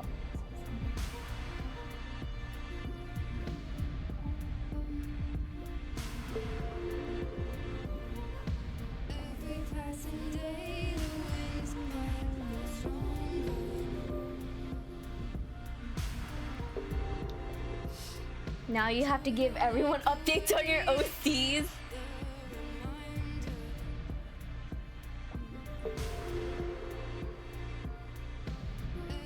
I guess I do need to give y'all updates about my OCs. Now that I've introduced them to y'all, I have more of a reason to. Hang on, let me turn down the volume. The volume was way too loud. Sorry. Now that I have introduced y'all to my children, I guess I do have to introduce y'all. Here's the thing though. I think why I'm hesitant to introduce you OC channel on the server. Hey yo, okay, I will. Just for you. Not just for you, but like, okay, fine. Fine. Fine. I'll make it. Fine. Okay. Okay, I'll do it. But we're still keeping the PG-13 rule. And okay, so that leads me into why I was hesitant into like talking about my OCs is that like, of course, when it comes to character writing, you can have like triggering topics, right? But here's the thing. I feel weird talking about some of my OCs because of what they've done. Like, yeah, I don't really know how to like phrase it better than that. But it's like, do you know like what people say about like how if you go to jail, there are like types of people that are hated more than like murderers, like the crimes they commit make them like the most hated in jail, like more hated than like murderers and stuff. Yeah, like it's like that, like they did stuff like that, and I'm really hesitant to like open myself up to like criticism when it comes to them, because like, okay, I don't know. I don't know how to phrase this necessarily, but it's like my boys are garbage. I know, cause my boys are garbage, and I'm aware they're garbage, but it's like I don't write them garbage to promote garbage, if that makes sense. It's like, no, that's not really why I'm doing it. Like, really, it's not. Because I'm not interested in acknowledging their garbage. I just know they are. Morally gray. Morally gay. Morally gray. Yeah, they're just... I don't know. They're not good people. And I know a lot of characters like that, but like, they're just not. And I'm like, do I want to open that can of worms to the public? It's always worrying to post those kinds of characters because you have some people that like go over the top about things. Yeah, it's kind of like, I don't know, like well, how do I word this? It's like, I'm aware these things are atrocious, and the fact that it's canon that one of my characters did a very gross thing. It's kind of like, how do you talk to people about that without them like thinking you're like a weirdo, right? Because it's like, that's not why I added that story. Like, that's not why I added that thing about him. It's not trying to be edgy or anything. That's not it. There's like a genuine connection between him and this other person that just hinges on this. You know what I mean? Like, do these words I'm saying make sense? Do they make any kind of sense at all? I'm playing Tetris, so I can't make sense. There is no sense in Tetris. I just play. God damn it, I messed it up.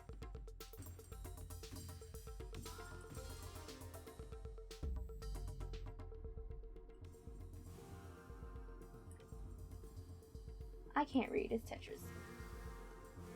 Oh my god, look at me. Look at me go. Oh my god, I fucked it up. Do you know who I'm talking about? I feel like you should know who I'm talking about. Oh my god, stop! Oh, I fucked it up. Wow, let me check up in chat. That's why I never talk about my OC's backstories in detail. I don't even know your OC's backstories in detail. I don't think I do. Yeah, like, it's like, I feel like Mello knows who I'm talking about. Cause it's like, yeah, I feel like Mello knows what I'm talking about. It's just like, all my OCs are interconnected except for like 3 of them. So there's 4 of them that are actually connected in so many ways. And it doesn't make any sense for one of them to not do the thing that he did. Hey, yo, it's Yon! Hi, Yon! I finished my story time. They liked my stories. Are you proud of me? I have Birdie brain. I have baby brain now because I'm playing Tetris, but they liked my stories!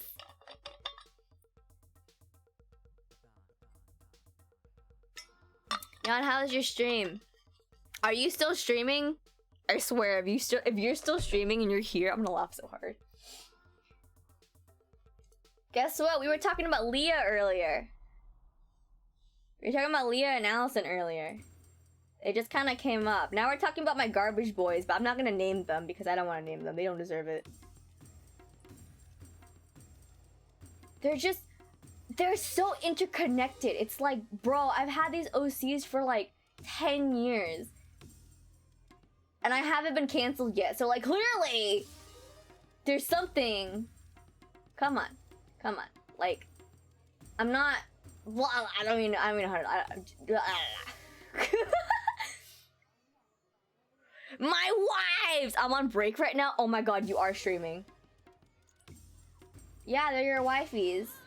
We love them. We hate my garbage boy. Boys, plural. But Emil doesn't count. Emil's a good boy. Aito's a good boy too. But like, everyone else. All the other boys. Garbage. There's literally one guy that I refuse to like bring to life outside of my writing.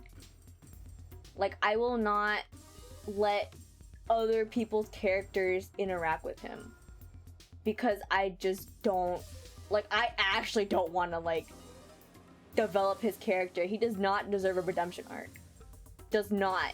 Ever. Never. So I refuse to let people interact with him. Or even know anything about him, actually.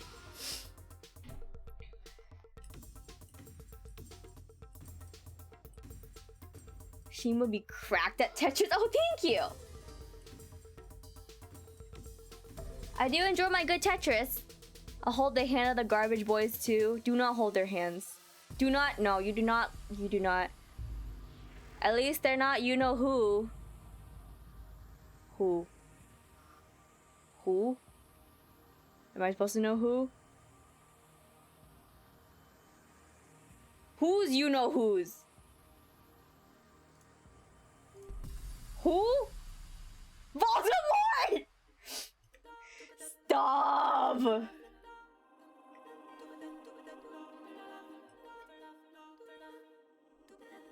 Maybe in the OC channel I will talk about Garbage Boys. I don't know. I'm a little hesitant because it's kind of like I'm not about to like talk about triggering stuff in my own server. You know what I mean? Like, I'm not here about that. Maybe in private. Actually, in private, I'll be more likely to share than in a server setting. Because I feel like that's where most of my good developmental talks come in. Bro, why did I forget how to play Tetris? I totally forgot how to play. What the hell? Please, let me play. Why did you forget how to play? I don't know why I forgot. That was so weird.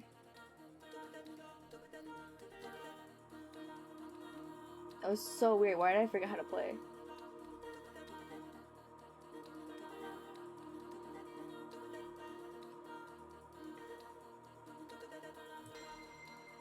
Did I win? No, I did not win. Are we winning? Sure. Sure, let's go with that.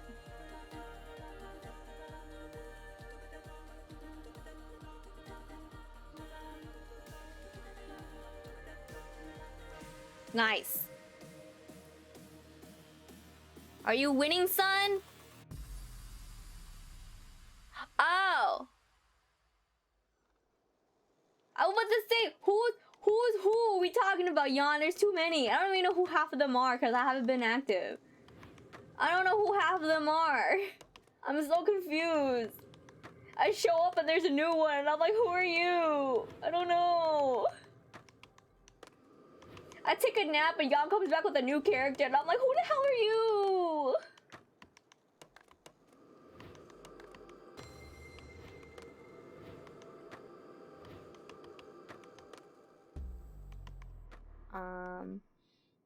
Are you winning, son? I think I am. I just read that. I don't know why I never responded. Ah! Damn it. Yeah, I think maybe in private, if y'all want to know about my OCs, I'll talk about them. Because I can also control better how I word stuff, so it's not as, like, jarring, I guess. And filters and everything. Because like I said, I'm very proud of them. But then if I talk about my OCs, what's the point of the PowerPoint?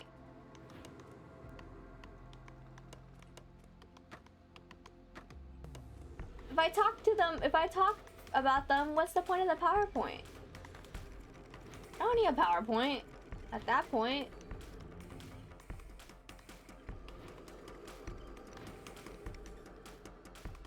Wait, is it Monday?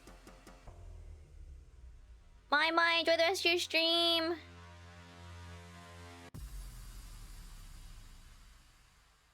PowerPoint with the shitty one. I mean, yeah. I mean, mine wasn't gonna be that serious anyways.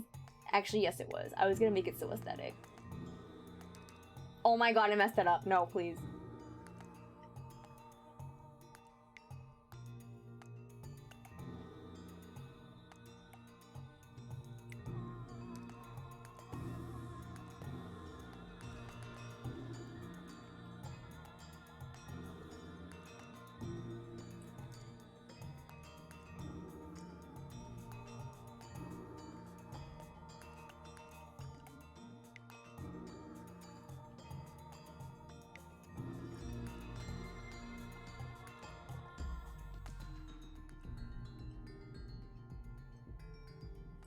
No!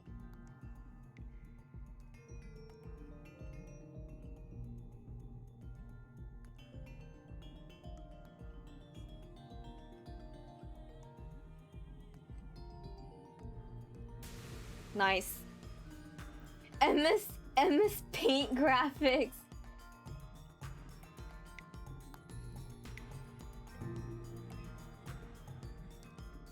I'm actually kind of dizzy now, shit.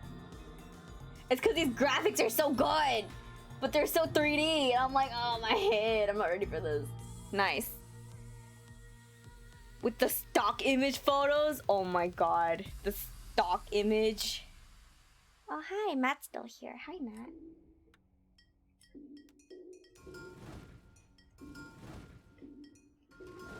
Oh wait, I forgot. This is like one of Matt's favorite games. I forgot. How could I ever forget? Oh my god, I messed it up.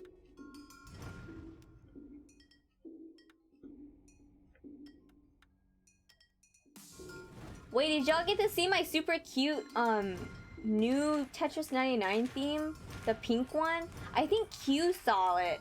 I don't know who else saw it. But I might actually switch over because I want to show off the theme. I think it's so cute. It's so stinking cute. There's little airplanes.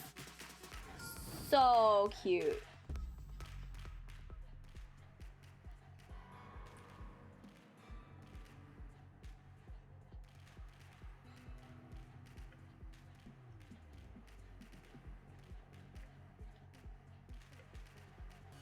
This level makes me feel some kind of way. I don't know if it's good or not, but it makes me feel some kind of way.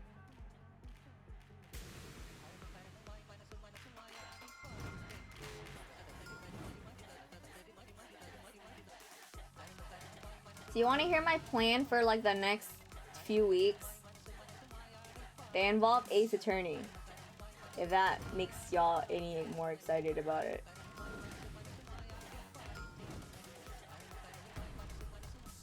Yes, I did it! I know, Q did see it. Yeah, it was very cute. There's paper airplanes. Okay, so my plan is this week, coming back from lurking for Ace Attorney. I was like, Ace Attorney, if y'all care. That's gonna summon the people out of the woodworks. Like, Ace Attorney? Miles Edgeworth? I actually don't know if Miles Edgeworth is coming back for this one, but so this week I plan on coming back to Ace Attorney so we can finish that bonus case, which you get to meet a lot new characters. A lot new characters. Then, after we finish Ace Attorney, probably gonna take like a few days to not play Ace Attorney, and then that following week I'm gonna try to schedule people to do voiceover collabs, because here's what I have in store. I have 15 people to coordinate. 7 groups of people. 7 groups. 15 people total. Hopefully, ideally, I'll be able to get everyone on board eventually, one way or another. Hopefully, I've grouped them in a way that makes sense. I'm really excited because this is probably like the most collaboration I've ever done in like the entirety of me VTubing. Which has only been like a few months, but like still, it's like I usually don't do collabs like this, so it's exciting to be able to. Yeah, I have 15 people who were like, yeah, I'll do it. And that includes Basil and Ace as well. Yeah. Yeah, so 15's a lot, but I'm not like sticking y'all on like one stream, so that's good. Y'all are not gonna be like on one stream, because I was like, hell nah, that's too many people. But there are 15 people that have expressed interest, and I want to give them a chance. So, yes.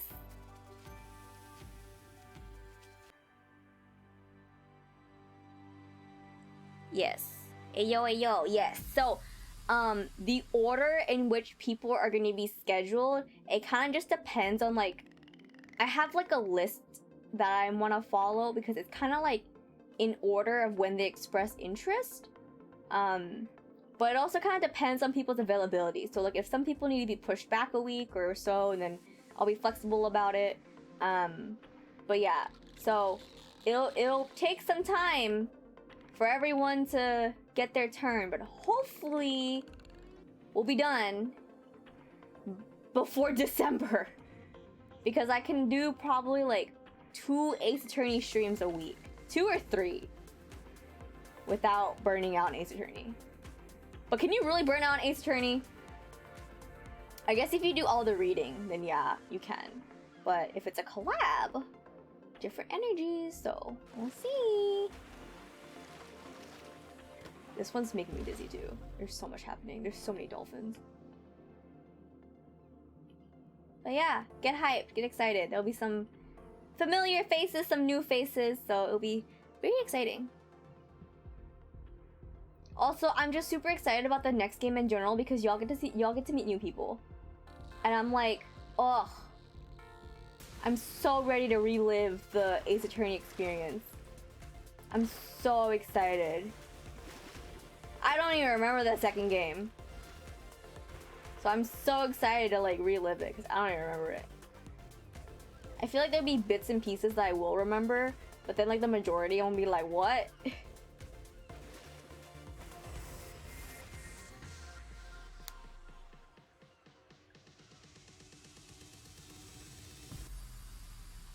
Wait, why are you doing makeup so late? Why are you going out? Is that what we're doing? We party hardy?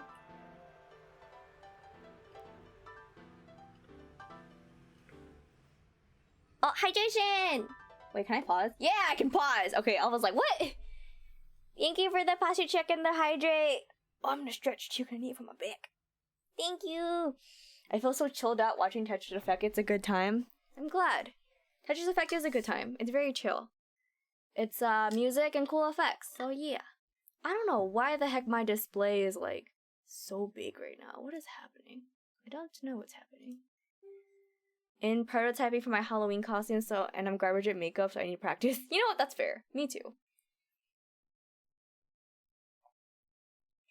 I don't know how to do makeup either.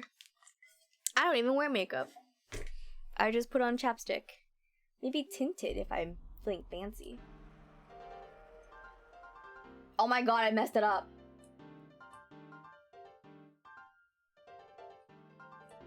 Hi?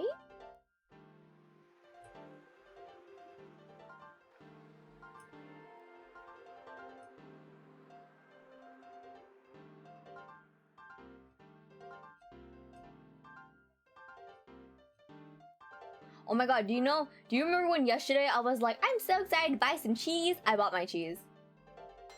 I have string cheese now. What the hell?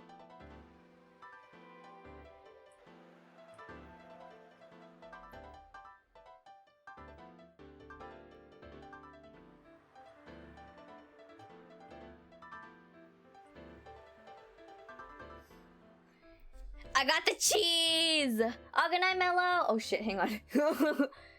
My Wi-Fi is dying, so I might have to go, but it was fun stream. Good night, y'all. Good night, Maya. Mello, thank you so much for joining. I called them Milo on accident. Oopsies.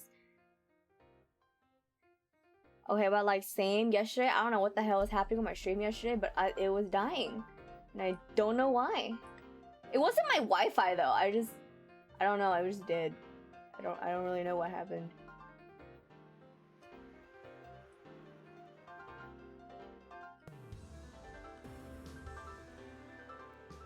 Oh, that sucks. Hang on.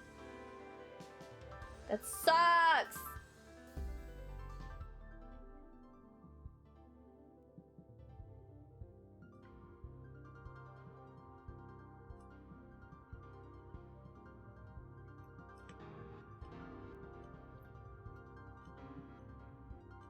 Damn it. This is not good. Not good. I mean, it's better. Still not good.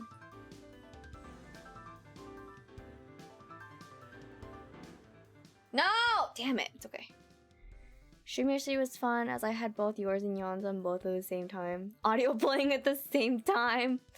Oh my god. Is that how you listened to Persona 5 music while I was playing my stream? Thanks, Turnip Boy, for scarring all of us. Thanks. Love that for us. Thanks, Turnip Boy. Don't know what the hell that was about. Probably will never know. I will choose not to know. I don't know. Speaking of Turnip Boy, oh no.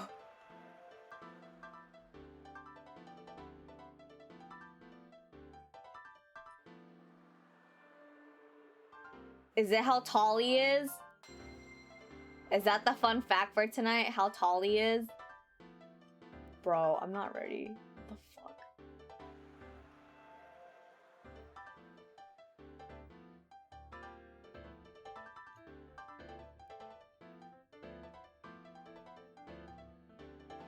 I'm scared. What the hell? What is this fresh new hell you're gonna give me?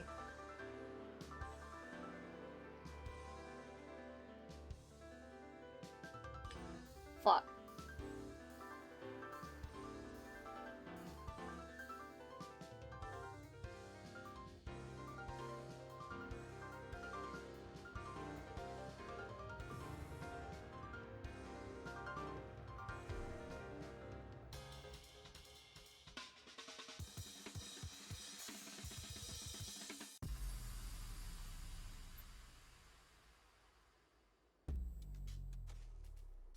Wait, what level is this? I don't even know what level this is.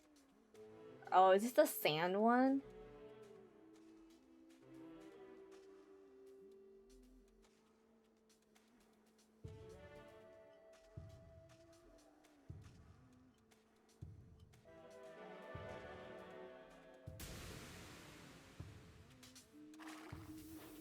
Oh, it is the sand one.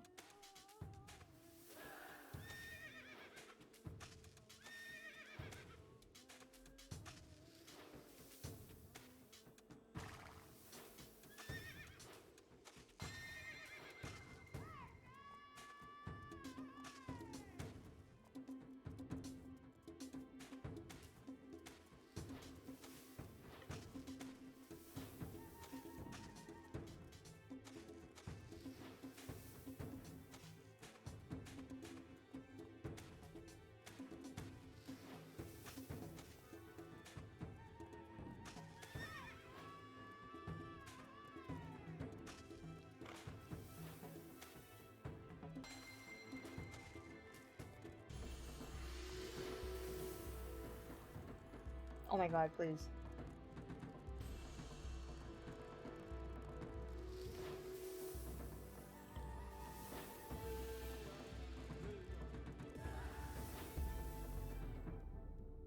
Not really sure what's going on in this level, but that's okay. You know what game I'm probably gonna take a break from? Five Nights at Freddy's. We're probably gonna take a break from that game. Just a little one. Just a small one so we can appreciate Ace Attorney a little more. And other games that... Oh my god, hi! You can chat here now! Oh my god, your little timeout thing is over. Nice! Powerful! FNAF is good but also spooky. I'm just tired of it. I'm tired because it's like every game I play, I make like an inch of progress because I suck. So it's like I need a break. I need a break. Wait, how tall is he? Is someone gonna tell me how tall Turnip Boy is?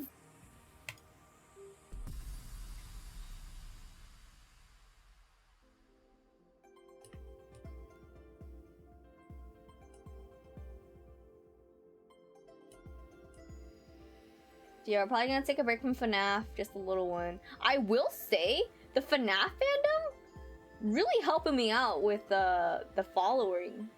Like, they just come out of the woodwork sometimes. I'm like, where the hell did you come from? So thank you, FNAF people, for supporting me. Love that. Thank you. But yeah, we're taking a break from it for a little bit because I get so tired of running in circles.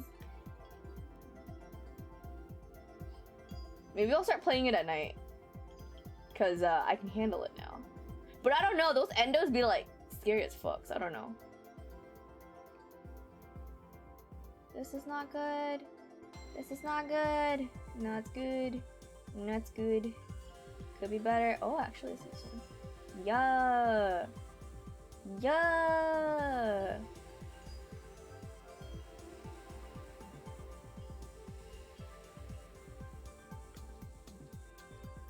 No. Yeah. Yeah.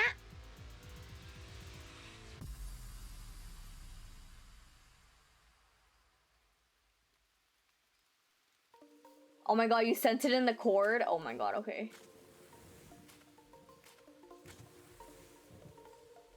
Should I read it now or should I read it later? Is it gonna mess with my... Is it gonna mess with me?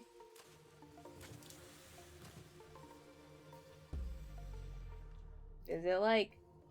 bad? Live reaction? God damn it, okay. Okay, we're opening up Discord. We're opening up the Discord. It's just how tall he is. Yeah, but like... Yeah. But like... Yeah? Yeah? What?!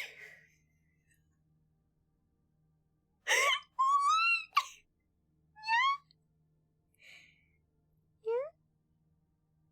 He's what?! Wait, what? Yeah? What? Yeah? He's what? How? Damn! Yeah? What the hell? Yeah? But then how the what? Then how did what? But he's like only a few days old. What? Uh-huh. Yeah. Yeah. Yeah. What? How does that make sense? Yeah. Wait, is that the first redeem you've ever done? Really? Yeah. Oh, like on this account or like ever? Yeah. Distressed nyaz. Yeah. Yeah. Ever? I think you might have sent me like a hydration once. I could be wrong though. Yeah? Yeah? Wait, where the hell's my stream activity? Oh shit, it's gone. What? Where'd it go? Yeah? Yeah? Me just, yeah, this is stressfully. Where's my stream activity? Yeah? It's gone. What the hell? Where'd it go? Yeah? Oh no, I mean for nya. Oh baby. I don't think you've ever done for nya. Yeah? My stream activity is gone. What the hell? Where'd it go? Yeah? I have a clip for you. Dude, I love the clips that y'all be doing. It's so funny. All the clips y'all do, so funny. Oh my god. I get these notifications. Sometimes I'm like, what the hell did y'all clip this time? They're so funny. Yeah. Yeah. Yeah. Yeah, yeah. Oh my god, wait. You know what thought I had earlier today? What if I put a quack redeem? Because I was like, what if I was a duck? I made myself laugh so hard. I had to clip my death from the Oregon Trail stream because my friend wanted to see it. That was literally... I still think about those bull sharks to this day. I will never get over that. I asked Jan. I was like, Jan, did you know there are bull sharks in this game? And he's like, yeah. And I'm like, I didn't. Yeah. Yeah. Should I add a quack redeem? Yeah. Make it even more existential crisis-y on my channel? Yeah. Yeah. Yeah. Yeah. If you have a quack redeem, I want to ask you just kind of scream. So that's what the ducks do! I'm gonna ask you just kind of scream. Since that's what my ducks do constantly. They just scream! So do they go like, ah? that's the parrot noise. What? Who am I?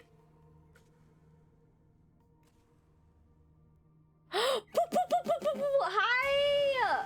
Hello! I did the stories. They like the stories. Hi! Hi! Oh shit. I fucked up. Which story did you do?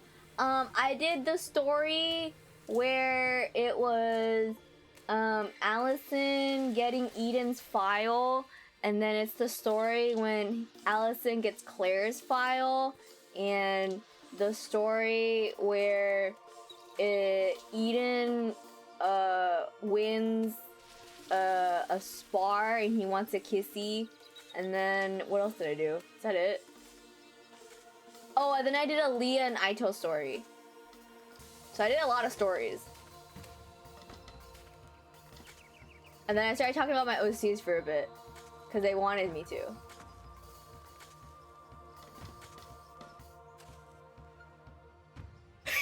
Eden exposed!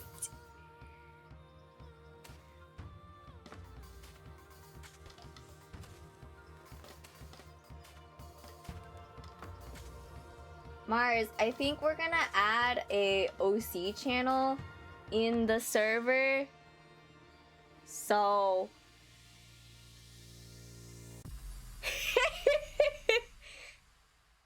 Okay, so I wasn't sure if you wanted me to share that, so I didn't say, but yeah, Eden is Mars's AU. Yeah. Oh, sorry.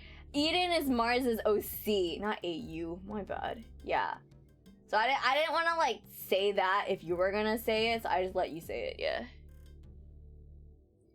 But listen, he's so different. Okay, but like to be fair, Allison's really different in Spy AU too. So I guess it works out. They're both very different from their canon self, which would be an interesting topic to discuss, honestly. I don't know what's happening in this game. Who am I?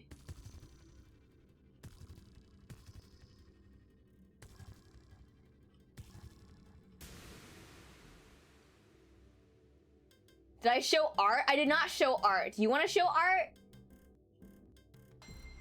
I don't even know if I have art, like, on this PC. I don't think I do.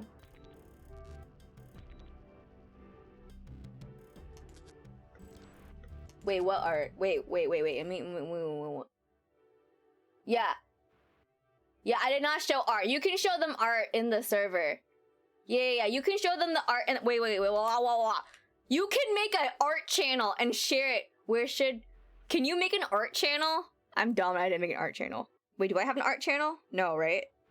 Yeah, can you make a art channel that's not Nesty Doodles? Actually? Yeah, make another art channel that's not Nesty Doodles. I don't know what you can name it. Just like another, I don't know actually. Wait, maybe Nesty Doodles should be the art channel. Actually, you can drop it at Nesty Doodles, because I think it makes more sense for that to be the art channel. I originally thought Nesty Doodles could be like the art, like Shima related stuff, but now I'm like wondering if it should just be like Nesty art, like art that y'all do, because it makes more sense as a thing. But I don't know. I'm indecisive now.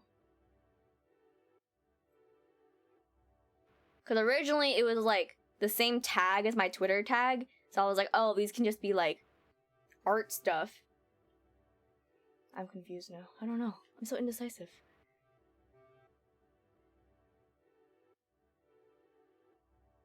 I hate that Turnip Boy's 6 feet tall. He's a tall 5-day-old baby. I hate that.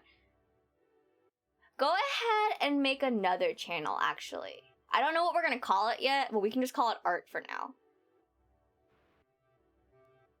Maybe we can call it the Nesty Gallery. I like that. Let's do that. Let's call it the Nesty Gallery and stick art that's not Shima related in that. Yes, I like that. We can do that. We can do that. I can't believe Turnip Boy's a fucking tall-ass 5-day-old baby. Yes! Nasty Gallery! Yes! Thanks, Mars. Thanks, Mars! You the best. Love you. Love you like Kirby. Like Corby! You know what? I don't know if I'm ready to learn about Turnip Boy like that. I don't know. I'm still recovering from whatever the hell that Onion Man was. Yeah, that's pretty tame, I know. I'm kind of scared to know about the rest.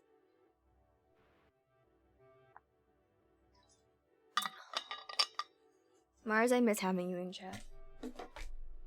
I know you're probably a busy boar. Not a busy boar, busy noodle. I don't know what's happening.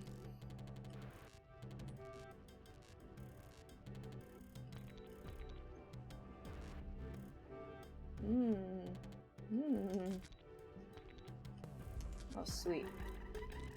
Not sweet. Better. Oh, messed up. Damn it, I messed it up. I messed it up.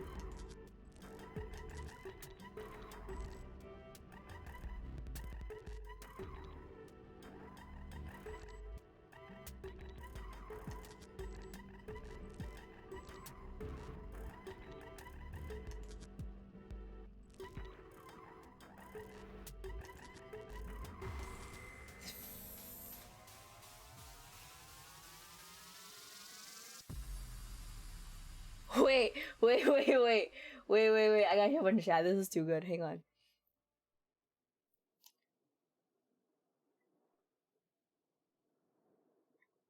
Oh, okay. You just never know when I'm streaming. Oh, okay. That's fair. I guess not everyone turns on the whatever. Gathering pedal points so I can send poo poo. Thank you. Thank you for the pee pee poo poo. Love it. Thank you for the pee pee poo poo send. Are you gonna send your garbage boy over? I love your boy. He's a tall 5-day-old baby. I will never get over that. Oh my god.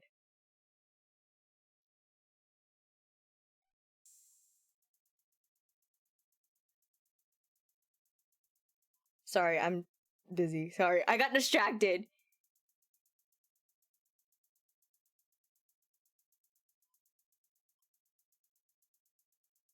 Mello threatened me on Discord to talk about my OC, so here we are. Whoa. Alright, cool. I did it. No! No, that's not what I wanted.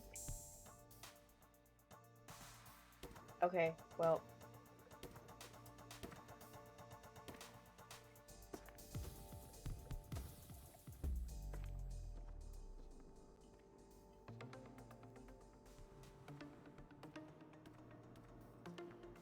Oh my god, no! No. Okay.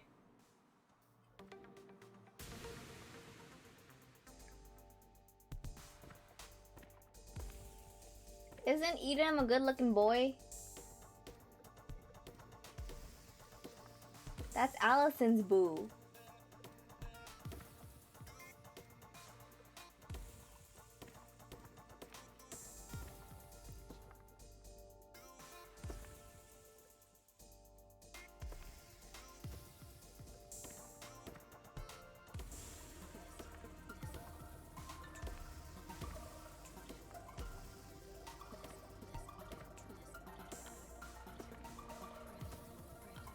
Every time a new thing happens in this game, I'm like, what's going on?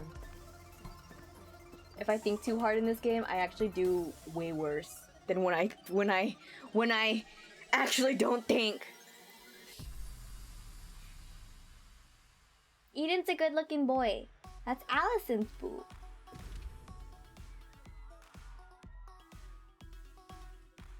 Mars and I put them through the ringer.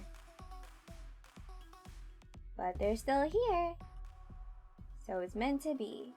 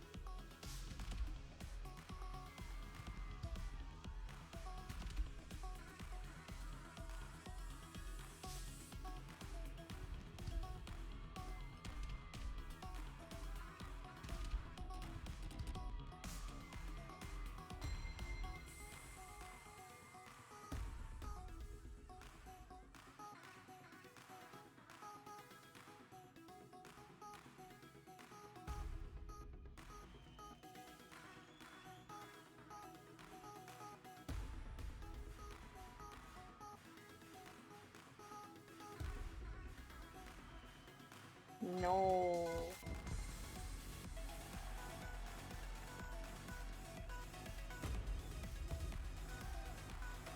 Why is this level so fast?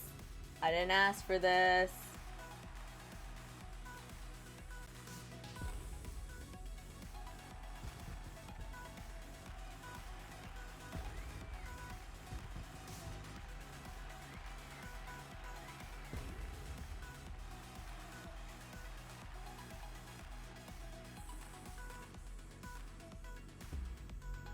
Oh my god, this hurts me.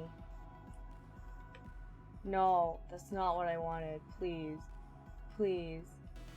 Please be kind to me.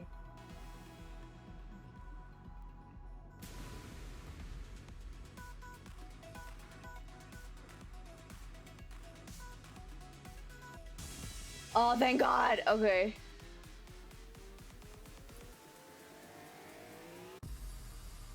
Thank you so much for the lurk, Basil.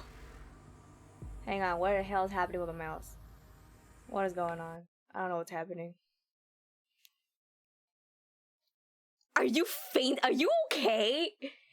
Are y'all good?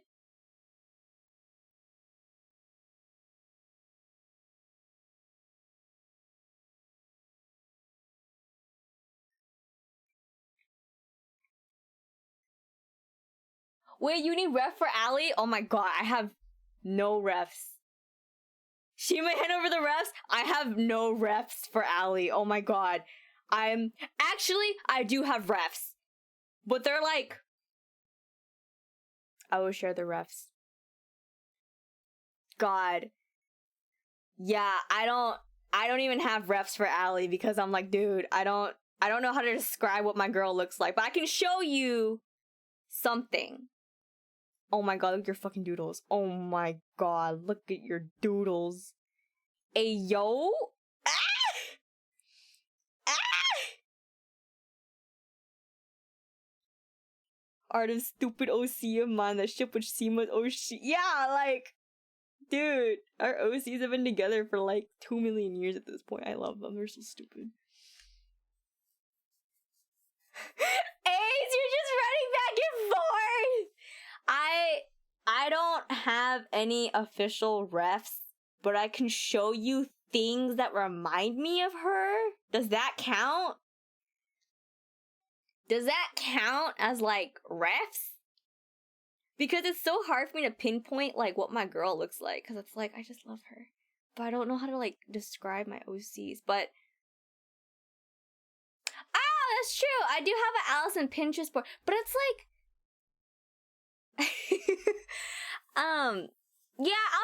I'll send my Pinterest board over. I think it gives a good reference on like what vibe she gives off.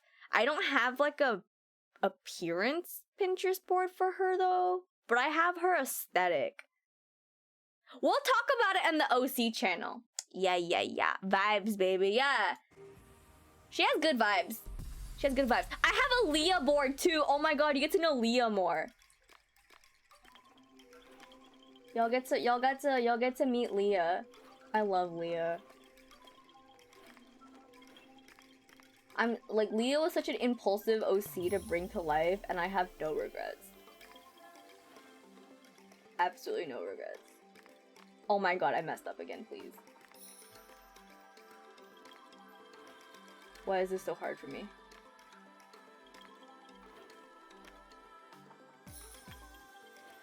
I literally don't know. Why? What the hell is happening? No, fuck. I'm losing my brain. You're laughing? Dude, that sucked. I like completely lost my mind with that one. Alright, hang on. I need water. Hang on. Okay. What makes good character refs? Like, when artists ask for refs, do they ask for like, hey, this is what my character actually looks like, or do vibes actually help? Thank you for the hydrate. Perfect.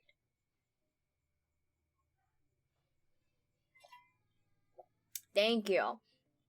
I actually drank this whole water bottle during streams. I'm gonna have to go pee later. But that's okay!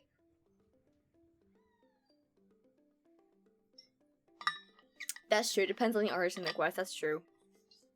I don't know. I'll send y'all stuff that reminds me of my muses, and then, like, we'll go from there. Because, damn, yeah, I don't think I've had art of Allison commissioned in, like, forever. I literally, like, have not commissioned art of Allison.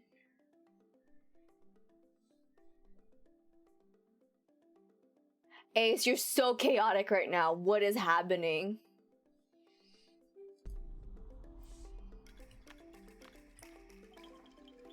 Woof, woof. Also, thank you so much for the compliment about my texture skills, Norberto. I saw that. Thank you. Woof, woof, woof. Bark, bark, bark. Woof, woof. Ruff, ruff. I think it was 10, right? Wait, there's 5. Did you do your max again? You did. Yes. Yes, yes, yes.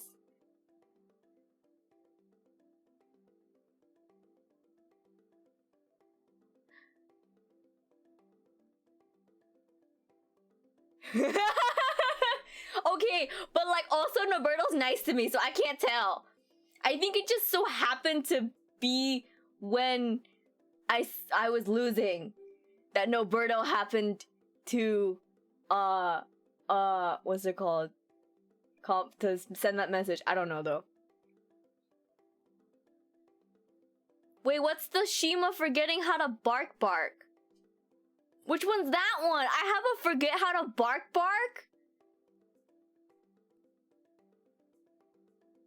Which bark is that? What does that sound like? What? I forgot how to bark? What does that even mean?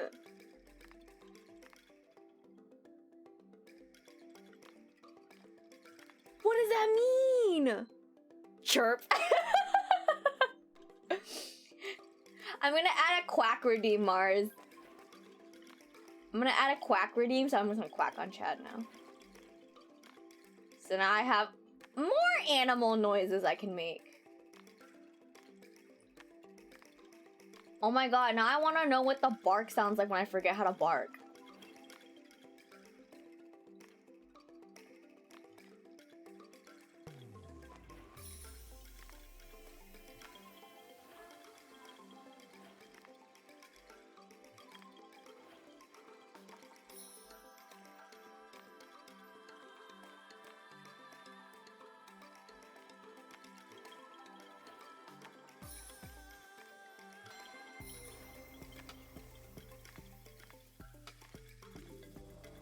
This one's kind of nice, actually, this music. It's kind of nice.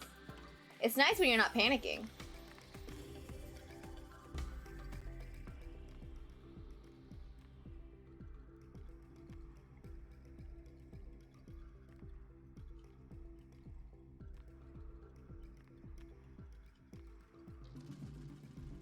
Oh, god, that's not a good one.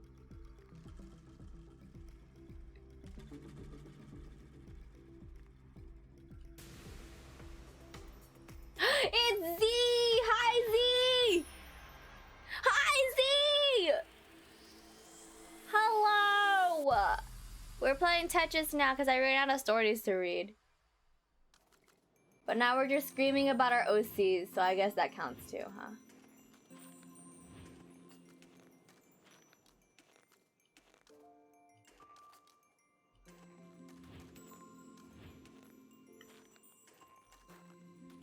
I was joking. I quote-unquote was joking about how if I hit 1K followers, I would do a PowerPoint about my OCs.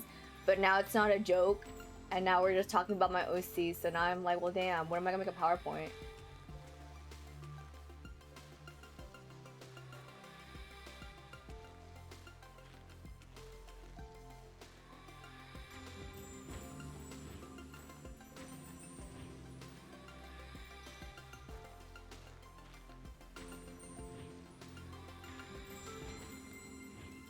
Oh my god, you're into it too?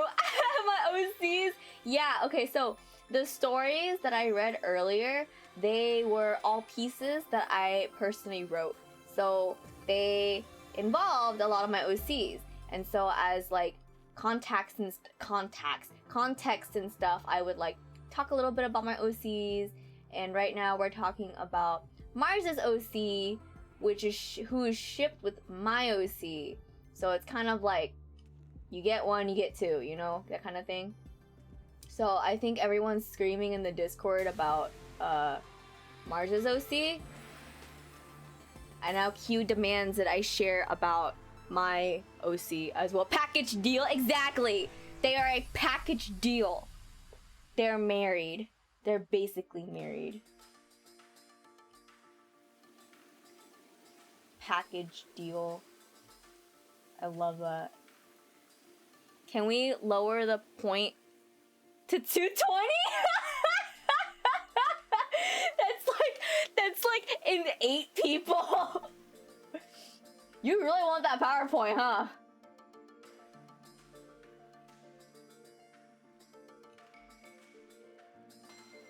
Okay, actually, you know what? Yeah, actually, you know what? What if... How the fuck do I do this? Oh, I remember how to do this. Hang on. I got this. Talk amongst yourselves. Actually, talk with me. I'm lonely. Talk with me.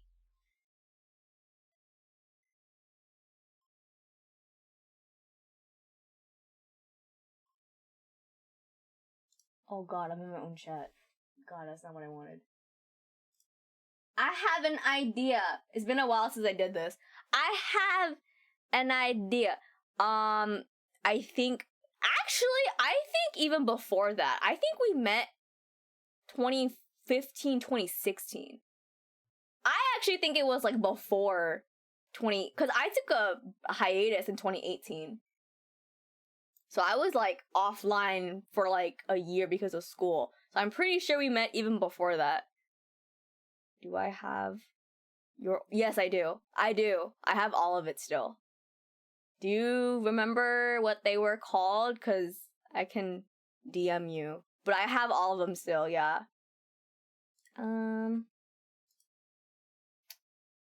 Hey, yo. Pick a number between 1 and 5.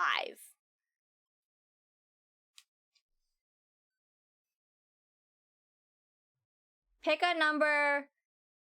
No.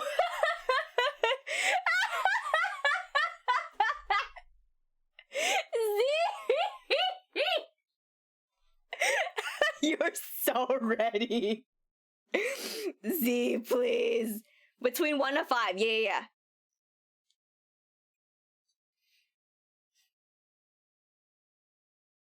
3. Cool.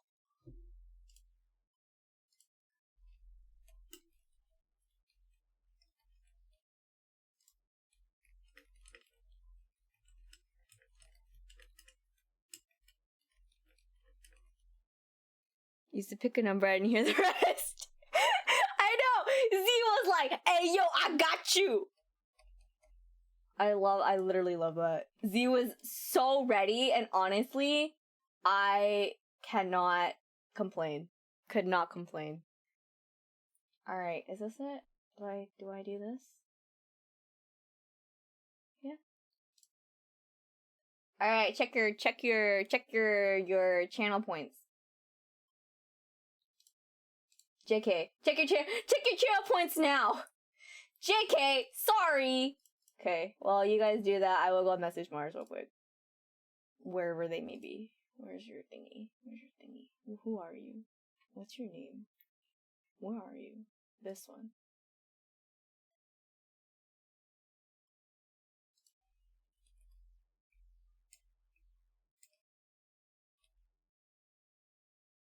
Wait, I don't even remember how to spell it! Wait, I don't even remember how to spell it! Is this it? Please? Yes! Okay, I got it. Yes! Yes! Okay, I did it. I gave you everything I had.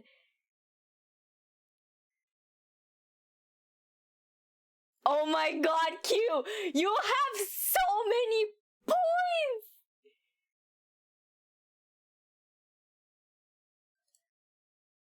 Wait, is there a max? Did I set a max? Is that why you can't? Oh, I can't edit it now. Oops! It's okay, it's just gonna take us like 2 weeks. That'll give me enough time to make the PowerPoint. And then we can have Ace Attorney during that. No worries. Thank you for giving all you had to the cause.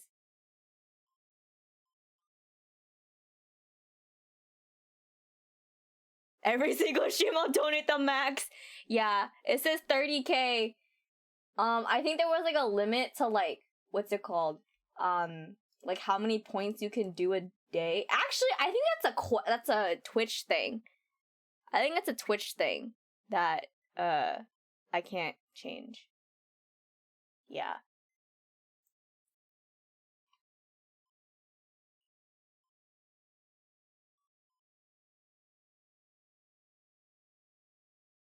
I can't believe you have freaking 21.6k points. What the hell?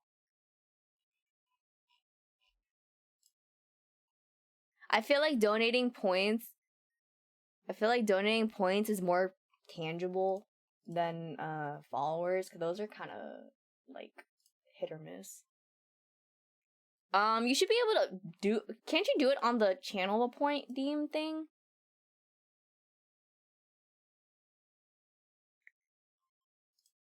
What did you see? What did you see? What year was the last year for our ship, Mars? I feel like I messed up all your tags too, so like, oh my god, what is happening? I messed up all the tags on my old blog, so I don't even know like if they work anymore.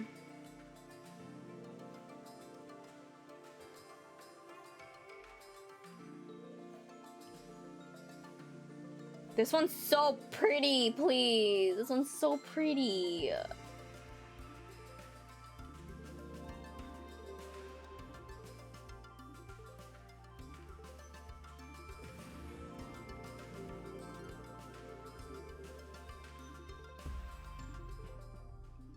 No, oh my god, I messed it up.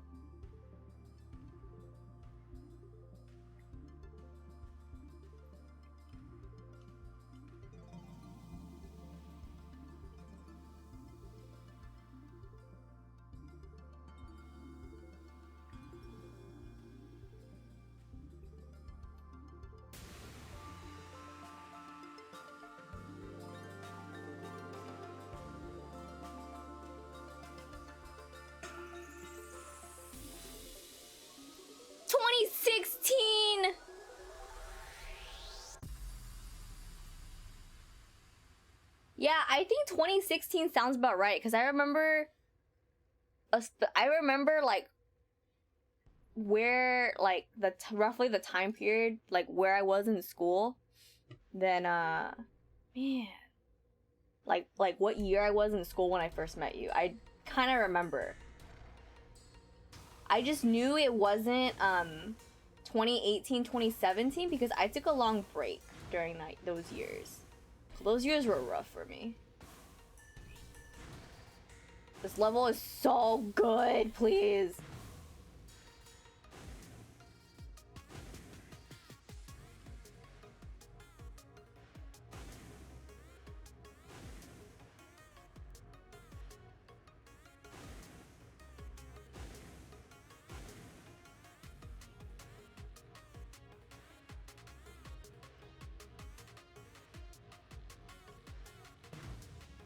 What the hell?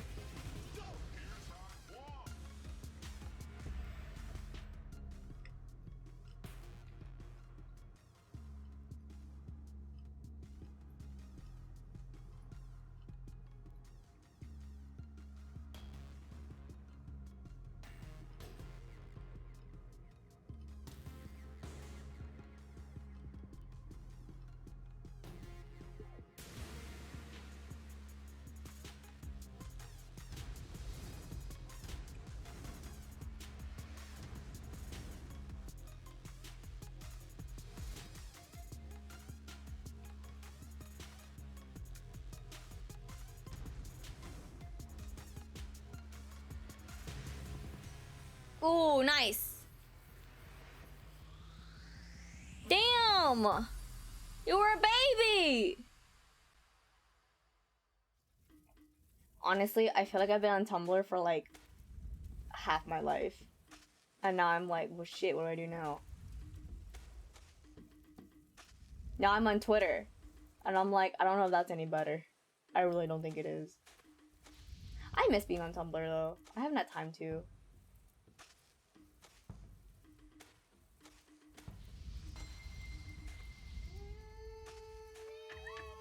I don't want to be an adult anymore. I don't want to have responsibilities.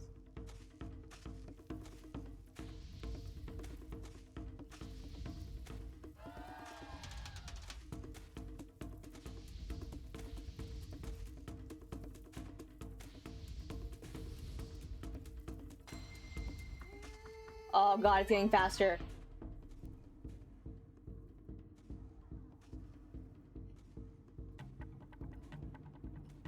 Oh hey, it's Halloween tomorrow. Damn. It's really fast.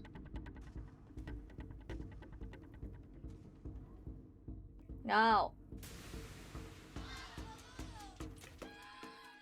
I'm still baby, imagine being old. I'm still Bappy. You are still Bappy, you're right. Are you still on Tumblr right now or hiatus? I don't know. I'm like unofficially on a hiatus. I just like very, very low activity. Like I still log on and kind of check. I did replies recently, so like I'm doing stuff, but I don't know. It's hard for me to do replies because I'm doing this, which honestly, that's fine. Nice. Yeah, so I haven't been on Tumblr because I'm streaming, but also I'm like studying a little bit on the side. So it's kind of like Tumblr's not as big a priority for me, but I still get on it now and then to do stuff randomly. So I don't think hiatus necessarily. My queue's dead though. Like it's frozen. Like I don't have any posts queued up. So I look inactive. My inbox is closed too because I don't want people messaging me. But other than that, you know, just kind of taking it day by day.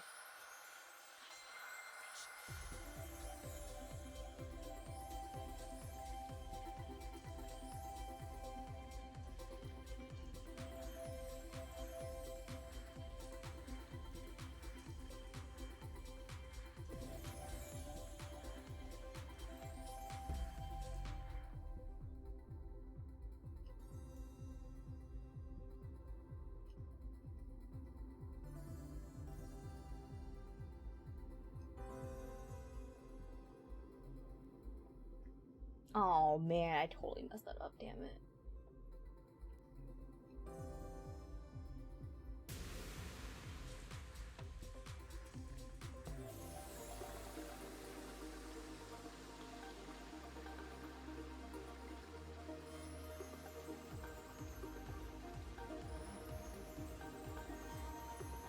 Are you? I see a question, hang on. Am I still doing what? Servers? Is that what it is? Wow. Makes sense. Are you doing like on Discord or whatever? Ace, are you okay? Ace, are you good? How am I? I haven't moved, so I guess I'm okay. I feel like Ace is putting themselves in danger by running back and forth, and I'm a little concerned. But also, I appreciate the updates.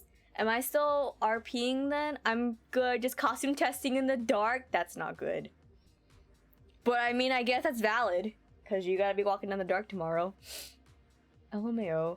Am I still RPing on Discord?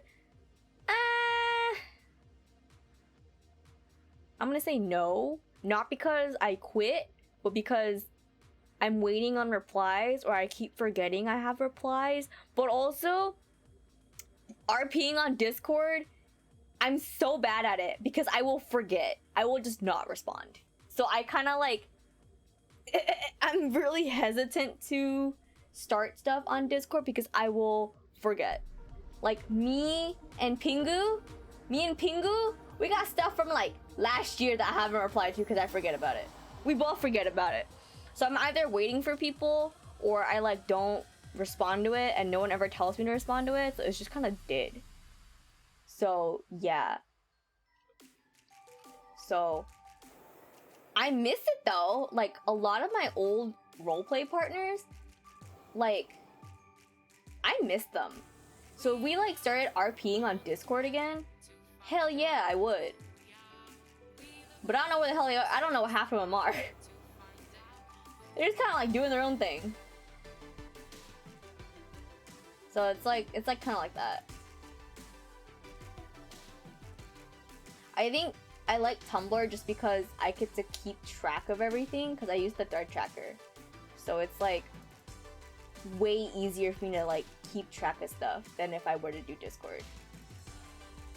So I feel like Garbo for like not responding to people for like 2 years, but you know, it'd be like that.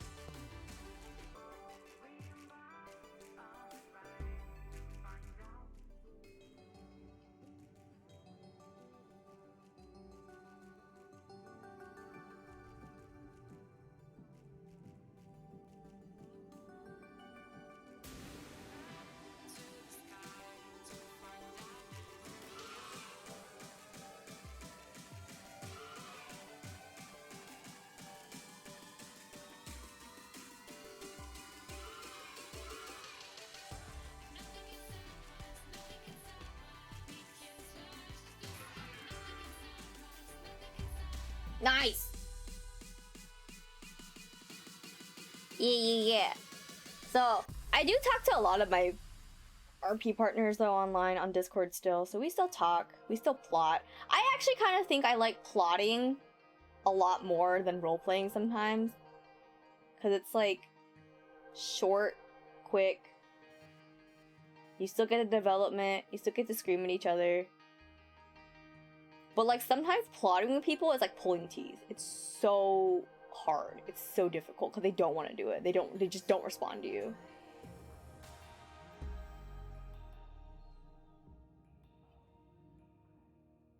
Yeah, like I don't even like half the time I'm more willing to plot in headcanon than I am to like write. Because it's just faster, it's gratifying. And I don't have to like put as much effort into it. Like it's quick, we get the gratification of the development, we get to see where things go. It's fun, right? But some people, they can't, like, plotting isn't their thing, and so plotting with them is like pulling teeth, and it's literally so difficult to get anywhere. It's just so difficult. That's why when I find someone that can plot with and get, like, really good chemistry with, I cling on to them. Not literally, but, like, you know, I get very close with them. And our muses tend to have very good development. I am not gonna win this one. No! God damn it. Not the mermaids! At this point with RPs, it's just dialogue and us talking about the scenario for the ones I do. I mean, that's not that bad. I need more character development in my life. Hey, yo, I got 7 if you want to meet them. I know we tried at one point. It's just like, I don't know. If you want to... Who want to make OCs? Is that a B? I love that. Yeah, right. Mars, you want to make the OC channel? You can make the OC channel if you want. I don't know what to call it. Hey, yo, new schedule? What the hell am I working? Sorry, I got a notification on my phone. We can go ahead and make the OC channel if you want. I don't know what we're gonna call it, but it'll be there.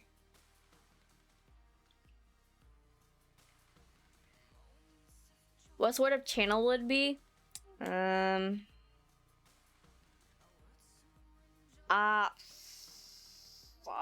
How do I organize this so that people, like, how do I organize this so that people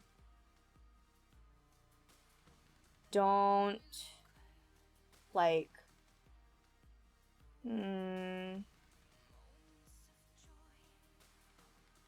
it's definitely a nesty hangout section. So the nesty role should only have access to it. For now, we can just probably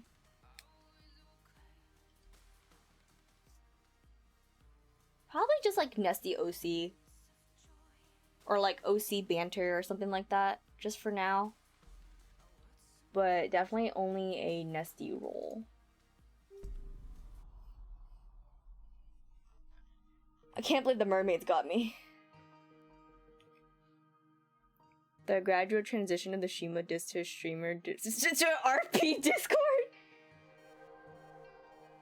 If y'all start RPing in my Discord, we're gonna, I don't know. That's a thing that I wasn't prepared for.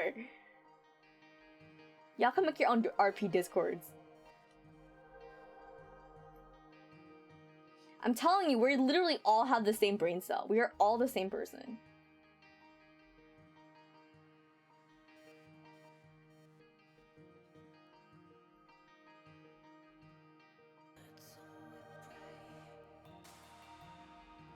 I kind of feel like the OC channel should be... No. Not...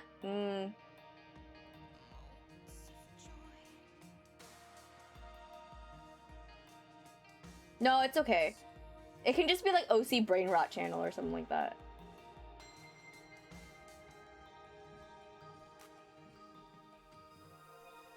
We can always change it later to something more nesty related.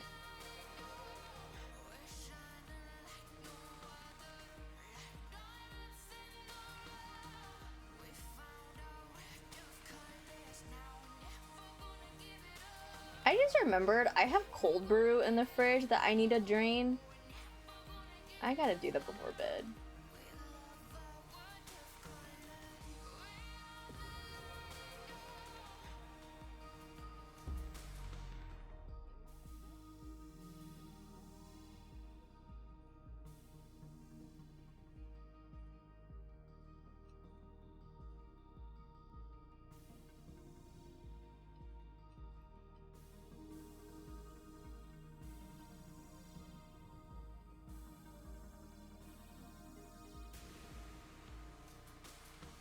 Borbsonas! Oh my god.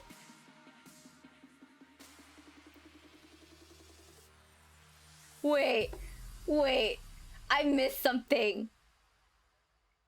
I'm missing context. Hang on. What's the Shima lore? Bro, I don't even know.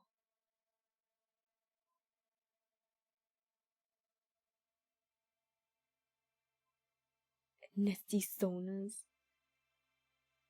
You just make our own little pig crews and make them nesty sonas.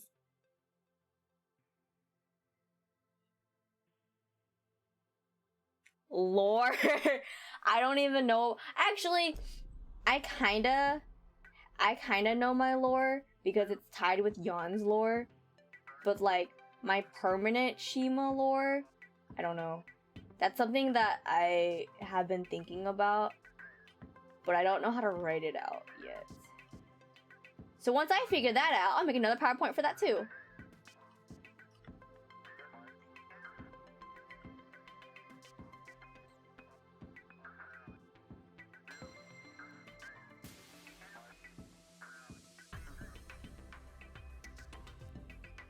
No! Oh my god, that was not what I wanted.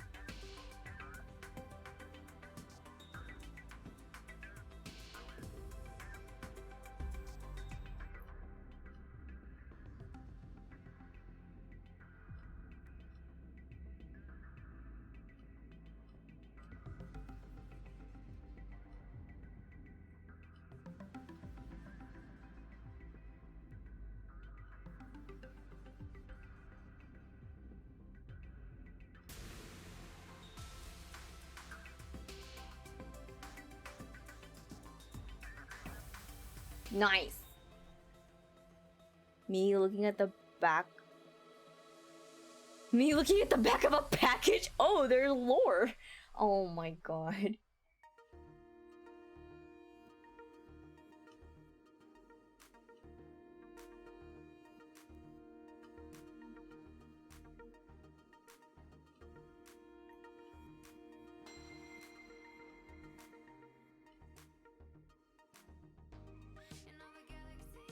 Wait, I don't even remember this level. What is this?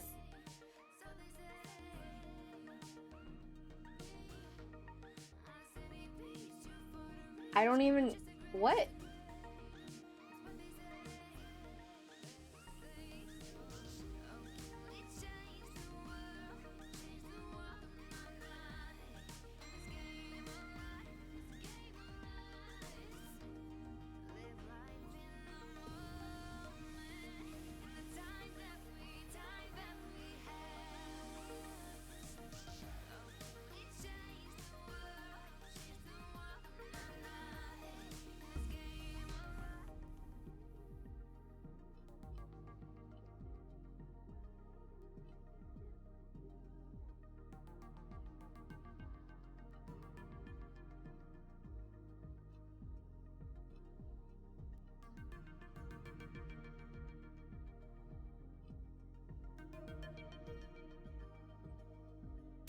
Nice. No, not nice.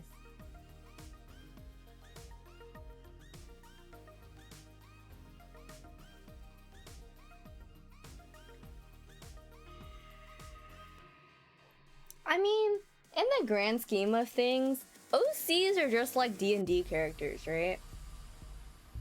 Like, in the grand scheme of things, if you really think about it, OCs are just D&D characters, right? Or D&D characters are just OCs, right? Right? Just a different label? Yeah? Yeah?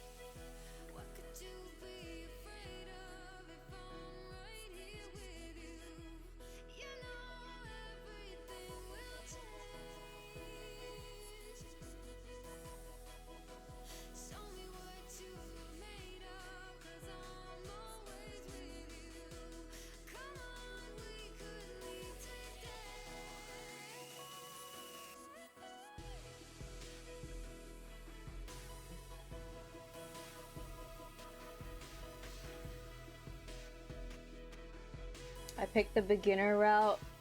It's not the beginner route. This stuff's still really hard. Nice.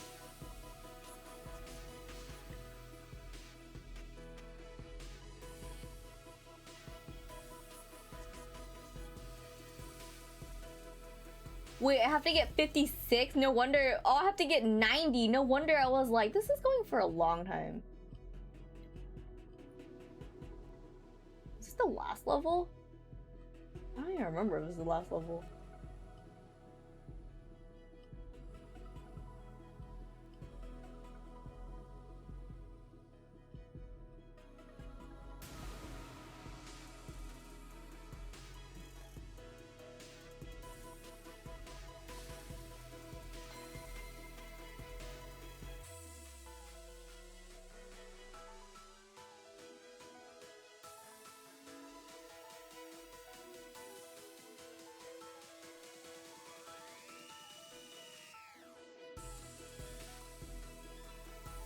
Wait, maybe this is the last level.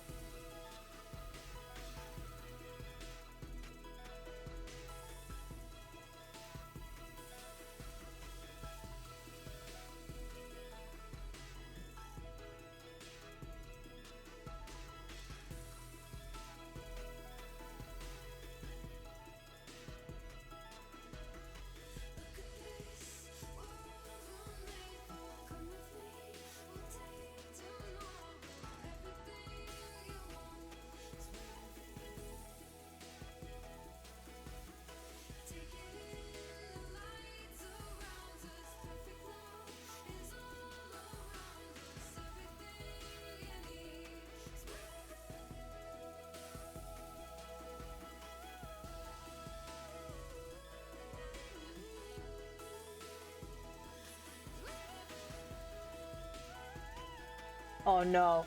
Oh no. No, no, no, no. Oh, okay. Okay, that could have been worse. Okay. That could have been a lot worse. No, oh my god, I fucked it up. I really did that time.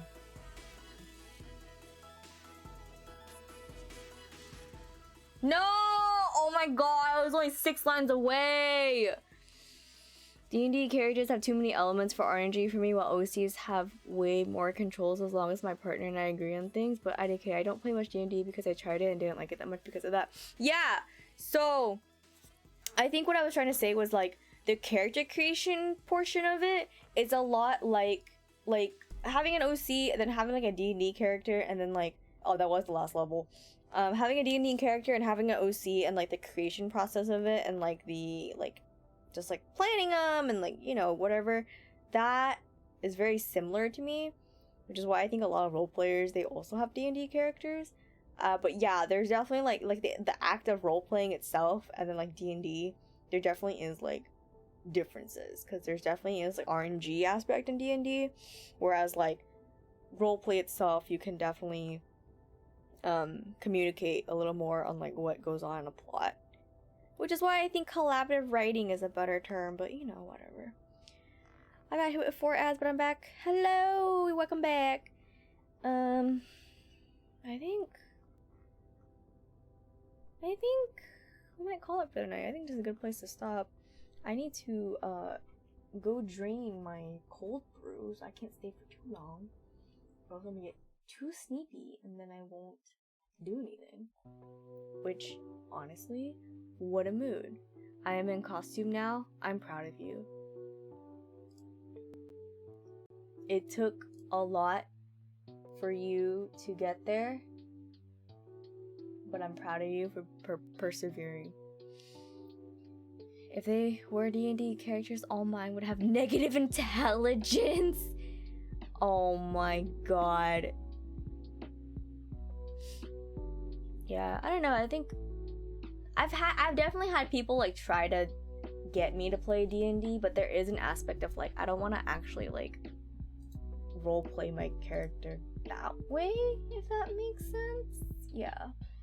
Oh my god, I just looked at the thing Mars sent me and I used to format my post like that. Oh my god, I forgot I used to format it like that. Oh my god. What a memory. Can't imagine doing that now. I could not. I write way too much for that. Okay. Well, thank y'all so much for joining me on story time and for listening for OC Brain Rot. Thank you. I will be back. I was gonna say Wednesday, but I think Wednesday I'm gonna be on Mads' channel for the interview. So it's Damn If I Know featuring Mads the Beaver and me, Shima.